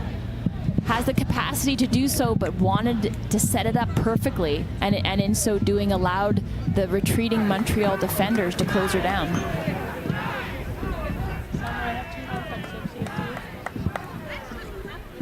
Looks like we have an injury timeout for Karpenko to get assessed by the training staff. It also looks like Sid Kennedy is looming on the sidelines, looking to make her entrance into this match. Kylie Norkis as well. These are two players who started the season as part of that starting 11, whether it was Lewis Page or Stephen Hart when he took over. So you know immediately the confidence I think that the technical staff have in both of these players. But Sid Kennedy is somebody, when it's not Gunny or it's not Annika Leslie who's wearing the armband, this is somebody who's part of the leadership group. And in terms of the mentality, the grit, the type of player that she is and what she injects into the side is not only going to be fresh legs, but it's a player who is aggressive, who's going to go at you and is going to give this team an immediate lift, and that's what they need right now. So Sid Kennedy is in fact coming on for Millie Clegg. You're going to also have Kylie Norkis, who was moved from the starting 11 in favor of Julianne Valorand, and now she is going to take the pitch for Eva Fremo, who narrowly avoided a yellow card and will now have 4 more matches to play to look to avoid a suspension without any kind of booking. Norkis takes the field, and we're going to be back underway here as Karpenko is up and ready to go. Halifax need a jolt from somebody, and a couple of these names that we've mentioned in the last 2 rounds of substitutions can certainly have an impact. They can do, and Tiffany Cameron, as the focal point of that attack, has done her job today. And what she just lacked there was a little bit of decisiveness on the finish, on that touch, the decision-making just in the final moment. And that's really what the entirety of the squad has been lacking, is that final pass, those final moments, that final decision. Karpenko whiffs on the ball. Allen, a gift! Sometimes it's exactly what you need, Ashley. Wrapped up with a bow. Allen, the touch to capitalize on the Karpenko error, and it's a tie game here on the Wanderers' grounds. But I think the Halifax Tides kind of sniffed that out. They sensed whether it was Lemire or somebody in the back line going over the top. They simplified things. Bad decision by Karpenko, and Allen finds herself with a net that's gaping wide, and all she has to do is pass it in, and she opens her account with the Halifax Tides. But it's a critical goal for the Tides at home to claw their way back into this contest. On a silver platter for Amanda Allen, the Mississauga, Ontario native on loan from the NWSL, her first NSL goal, and it's a big one. Brand new game here at the Wanderers' grounds. Here they are again, just sensing a little bit of hesitation about the Roses. And it's interesting with that little bit of shift in momentum, whether it was a necessary break there with Karpenko going down because of the challenge previously with Cameron, or if it was a little bit of gamesmanship. Our team needs a second here to regroup. Maybe gave the Tides that glimmer of hope and the occasion to threaten, and they certainly capitalized when the opportunity was presented to them. Also being told that another substitution occurred. Megan Sauvé is done for the afternoon, and it's Laurie Thibault who comes in and takes her place. So a whole different fabric for both teams in terms of the offering on the pitch now for the final 15 plus stoppage time. As you said, it's a whole new ball game at this point. I don't think anybody is playing for a share of the points. Montreal, what's their answer? They send a couple bodies into the box. No cross comes. Boychuk turns the corner. Hess. Whitaker tries the one touch. It still lands with the expected target. Number 19, Lori.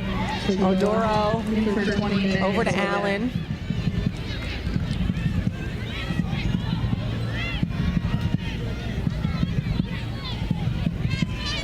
Norkis getting stuck in, but the ball falls to the feet of Boychuk.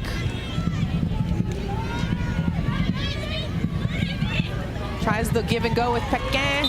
Clutching and grabbing, and finally a whistle from our official. Free kick coming for Halifax. Seto doing well since she's come in, is able to win the ball, get her body, shield it, and forces Boychuk into committing the foul.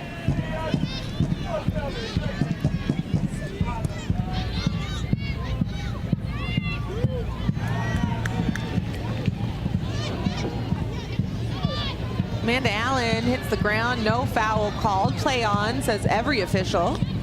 You're seeing as well now a backliner, Montreal Roses, the entirety of that backline, all four, and the way that they're setting their line, they understand the threat over the top now, and you're seeing more of a gap now between the midfield of Hess and Bilbao and that backline, which is potentially something that Oduro, coming back to link up, might be able to be or take advantage of that space that's offered to her. Lemire gets stuck in. Whitaker able to recover, and now Lemire on the ground. Frustration from both sides.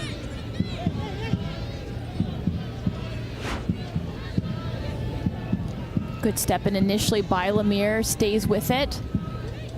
And then Whitaker just able to get her body in between herself and Lemire looked like she was worse for wear, and it was the Roses who, well, it came up roses for the Roses, able to win the free kick.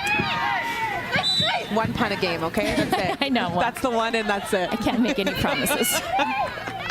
Halifax turning the Tides. That's always going to be there. That's all. It's right there. Sometimes you just got to take a swing at it. Abdu one time trying to get it out wide. And some space in the midfield for Halifax, but a little bit too much of almost an over-communication from Sid Kennedy. And now another mix-up here on the pitch. I think Intent saw what she wanted to do for the next phase, but wasn't aware of the pressure around her and needed to take better care of the ball, perhaps touch that back, recycle the ball, push it wide a little bit, but was intent on going direct, going vertical. And obviously they had success doing that. Pulled Karpeko off her line. She made a poor decision. Allen was able to capitalize on that. So why not do it again? But you can't be thinking 2 and 3 phases ahead of yourself, and that's what Kennedy did there. Bravo.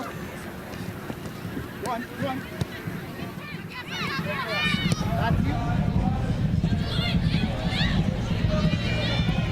Norcus gets to that ball first, but it's quickly recaptured by Montreal. Boychuk one-time cross. Hess comes into the picture. Clearance is there. Sid Kennedy trying to feed Cameron up top. That ball doesn't have enough juice. But that's the clear plan for Halifax now is play that route one. And another loose first touch by Kennedy, which is unlike her, but is able to get out of that challenge with the ball and is looking to find a Duro to spring her. Hess cross.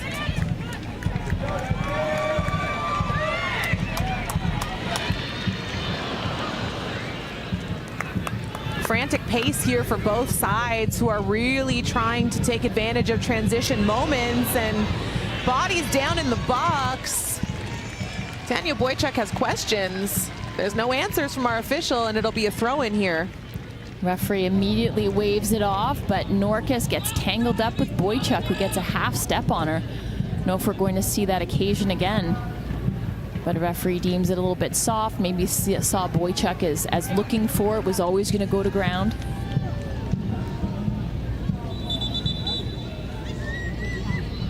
All right, Tide fans, it's time for tonight's 10 minutes remaining here before stoppage time. 1-1. Montreal scored early in the first half. Halifax equalized in the second, and now Montreal, their time to answer against a team that they have not been able to capture a win from here so far in this NSL season. Now Boychuk doesn't get the penalty that she wanted, but this time she does win a corner. Norcus complaining. Can't please them all. Well, I think Norcus thinks that she's being, I believe it is the free kick that's given. Okay. It's not the corner. So she's confused because it's okay, we're not going to call or give a penalty to Boychuk, and we get tangled up in a similar fashion, but now she's able to earn the free kick. So again, just looking for a little bit of consistency, I think, from the official. But I think Boychuk then maybe or Norcus as the repeat offender sees Boychuk win the free kick.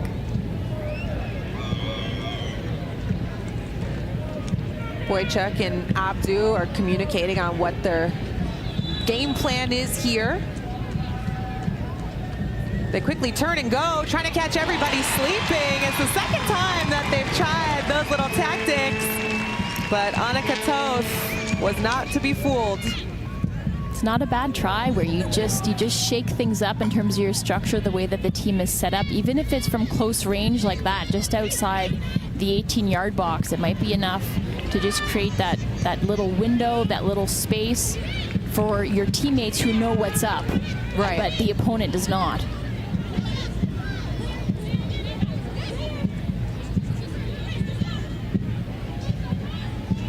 Bilbao opens things up. She'll go out wide right to Whitaker. Cameron comes, mounts a little bit of pressure. Doesn't amount to much.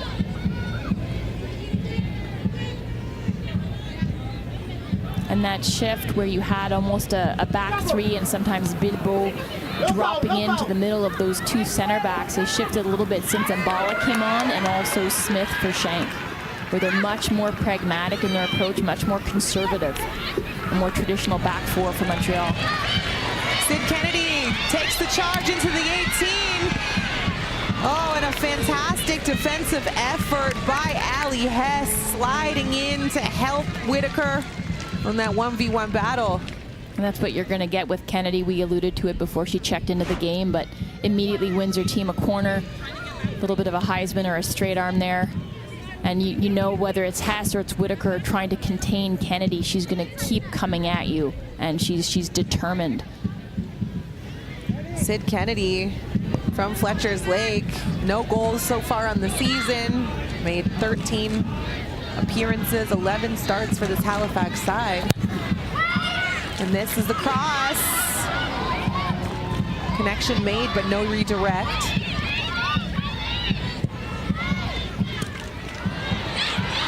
Cameron! Oh, bounces just wide left.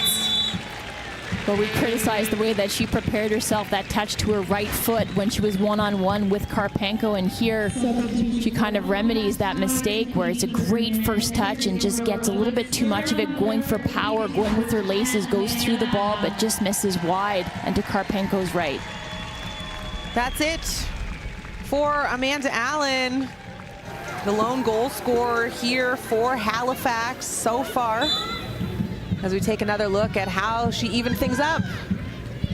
And we know the ability for Lemire to spring a player, goes long and finds Allen in behind, but she's able to capitalize on an error in decision making here, and also a little bit of confusion between Smith and Karpenko. Sarola Miller comes in relief of Allen. And to your point about taking advantage of that play from Allen, Halifax hadn't done that all match. They'd had opportunities and they hadn't been able to be advantageous. So people can say, oh, it's a gift, it's on a play. Nothing is said and done until it's over the line.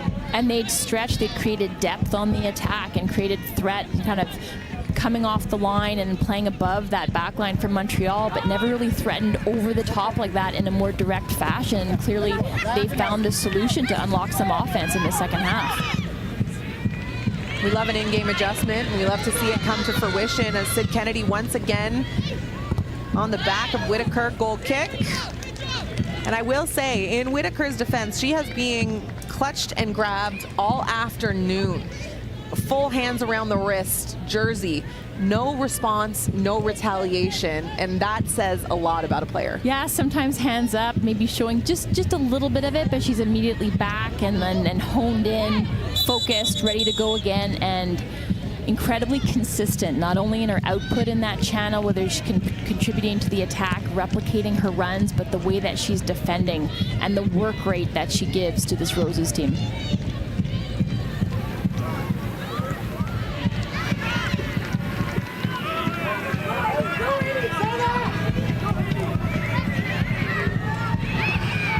Whitaker has time, enters the 18, cross, broken up, second chance, and that ball is kicked high and wide by Thibault. And Lemire down, not sure if she's suffering from cramp or caught a knock, but you see Laurie Thibault struggling, I think, to connect in the attack and find her teammate. She's able to get the ball to Whitaker, but again with Montreal, as we saw, even though they opened the scoring early on, the lack of precision and the quality on these crosses has hurt them, because they've been able to attack the box effectively. They've been able to get numbers in the box, but the quality of service has been lacking for them. Lemire down for the second time this afternoon. Hopefully all is well. She'll get a little assessment from the training staff. Little bevy, some water to clarify. That's right. Maybe the people in the stands at Wanderers grounds. Yep. Yeah, absolutely, on this beautiful sunny day. It looks like she's in a little bit of pain here, which you hate to see. Hope all is well on her end, but you know, a great response from Halifax, I have to say. I think they came into the second half fearless. They started winning aerial balls. The 50-50s were not in Montreal's favor as obviously as they had been in the first half. And that's all you can ask for from your team is to, hey, we get these adjustments, we got these marching orders, and we're implementing it in real time. Yeah, they've been able to execute these tiny little tweaks to the tactics, but I think it's also, they came out of that locker room, and to me, it's almost like that halftime whistle came at an inopportune time for the Tides. Like they were trying to surge back into the match. They'd done so, and it took them a little bit of time to find their footing again. In my estimation, they were a little bit clunky coming out of the locker room. But to their credit, And to Stephen Hart's credit, they kind of rallied again, showed some resiliency, and then started to win the knockdown, started to win the loose balls, and started to tilt the field towards Anna Karpenko. Pequin gets it up to Abdu, but it's broken up by Halifax, and a nice job by, I believe that's Sarah Olai, who's now 2 or 3 times broken up those balls that are trying to spring attackers from Montreal. They've controlled. I mean, you've seen the way that Abdu has wanted to occupy either Leslie or Olai, but she's been up to the task. But Montreal again with another corner kick won. So again, they're trying to keep this pressure on the Tides.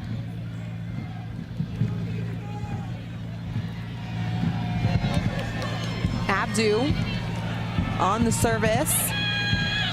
Big moment here, it feels like, with just a minute left before stoppage time.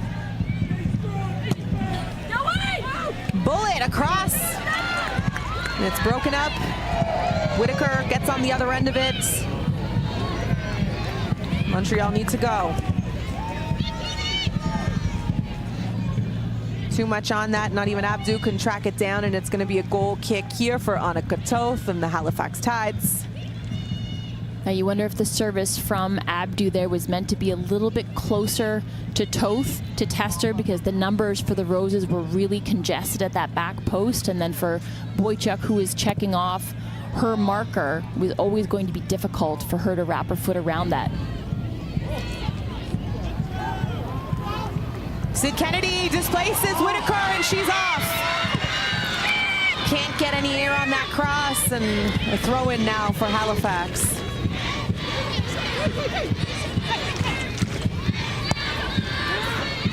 Again, here you're seeing that battle, whether it was somebody else or whether it was Sid Kennedy against Whitaker. Whitaker's been up to the task, but you see there Kennedy gets the better of her, but again, just that cross lets her down a little bit. 6 minutes of stoppage time announced here at the Wanderers grounds in Halifax, Nova Scotia. 1-1 here. Halifax able to respond to Montreal's early goal, and the Roses going to try and impart a little bit more of their authority here that they've had on display for a majority of this match. But at moments, Annika Toth standing strong, an error by Karpenko, and then execution by Allen. Sid Kennedy, excuse me, flying through the air, back heel to keep it in. A little spin move by Valeran to keep possession. And then she can't get her foot on that Odoro pass, and now Montreal go back the other way. It's to be another late challenge on Charlotte Bidbeau. It's been on the wrong end of a lot of those today.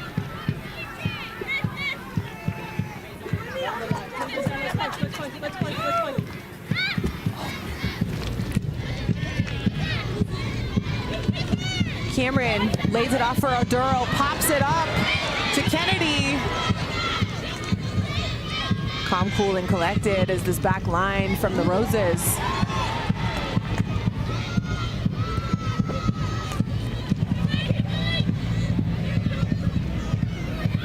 Boychuk takes on the world. She has to end up passing it back to this back line, and now once again, Capadona to Karpenko. Happy to slow things down. I'd mentioned earlier on about Capadona being the one constant of a back line that's had a lot of moving pieces. And again today, a tremendous performance from her, who's been increasingly reliable for this team, but called upon to make important stops, does so unassumingly.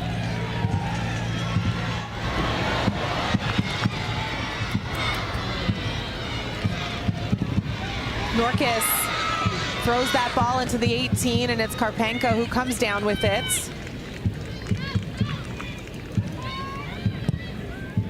Cover her!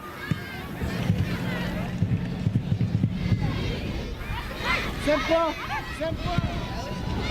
Lemire tries to switch the field of play and does. Jody Smith trying to defend. That ball goes right to Karpenko, but an easy one for her to scoop up. Great try by Miller there, but again, another brilliant switch of play by Karima Lemire.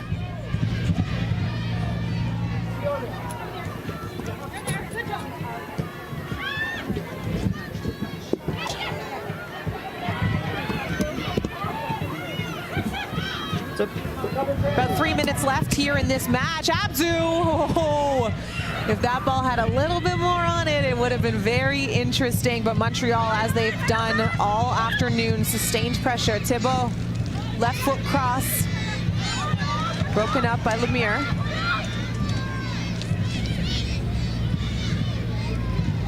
Pequin. That chip doesn't have much on it, and it bounces wide left.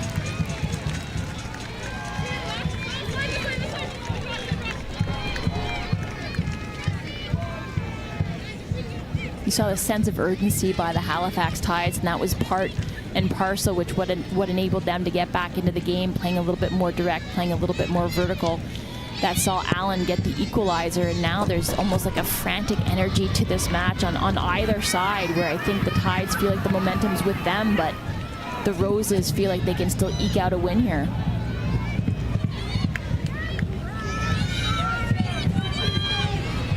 Boychuk has to cut it back. Tries to go down to the touchline. It's broken up by Miller. Norkis was there in support, as was Sarah Olai. They are going to fight tooth and nail to at least come out with 1 point in this result. And you know, it's probably frustrating for Montreal, who are a team that don't concede. They really, really don't. They haven't scored a ton of goals in terms of some of the Ottawa outputs that we've seen. The 4 goals, the 6 goals from a Vancouver, you know what I mean? But they don't concede. And so now they're in a position where their offense, what can they do? Because they've had instances where it's gotten a little flat sometimes in terms of the conversion. And you see you've got numbers in the right areas to create that threat, but again, they're just lacking that incisiveness, that ruthlessness, and the decision-making, the quality on execution in the final third. That ball, trying to find and pick out Abdu, but it's Toth who makes no mistake, and she'll fire that up the pitch. Cameron doesn't get the bounce she wants and then gets the call. Certainly a jersey pull there. Capadona happy to keep things going slow and steady across the back line.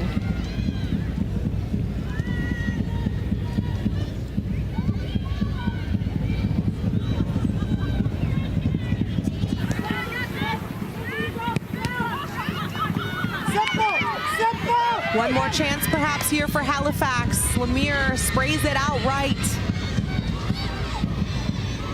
Miller trying to track it down.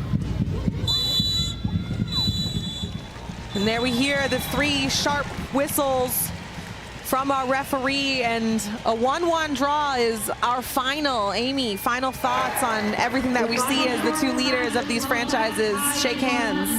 I think probably a result that is fair on the day, where the Roses might feel let down because they had the lead and they gave it away, but for the Tides, this might mean that they are closer to edging into that win column, but are able to get a point at home and maybe start to build some momentum. But I think some tactical tweaks, some well-timed substitutions for Stephen Hart and the Tides that allowed them to impose themselves in the second half. Well, let's take a look at how we got here, because 6 goals to her name, and it's Abdu who has a bit of magic.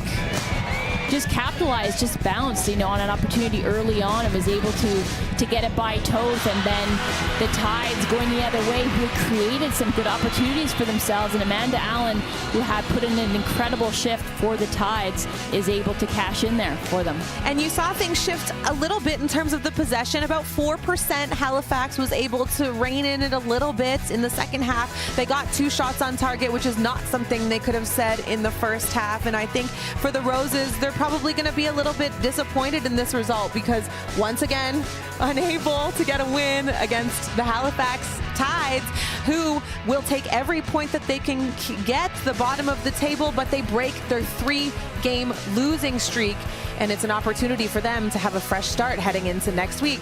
Let's take a look at what else is going on this NSL Super Saturday. So 1-1 full-time Tides Roses. Calgary Wild FC coming up next against AFC Toronto. That's on CBC Gem. And then the nightcap, Miss Amy Walsh back on the call. Vancouver Rise FC taking on Ottawa Rapid FC. And everybody in the pool, we're all going to have some fun on this weekend. Everything is going to be a very exciting matchup, it looks like. AFC Toronto, again, at the top of the table, in Montreal now also miss an opportunity to advance over them and steal first place, depending on that AFC result. All right, for Amy Walsh, for our entire production team at Dome Studios, my name is Ashley Docking. Thank you so much for joining us. 1-1 the final from Halifax, Nova Scotia. The Halifax Tides FC fight off the early advances of Montreal Roses FC. And stick around because we have another banger coming up next. This is NSL Super Saturday.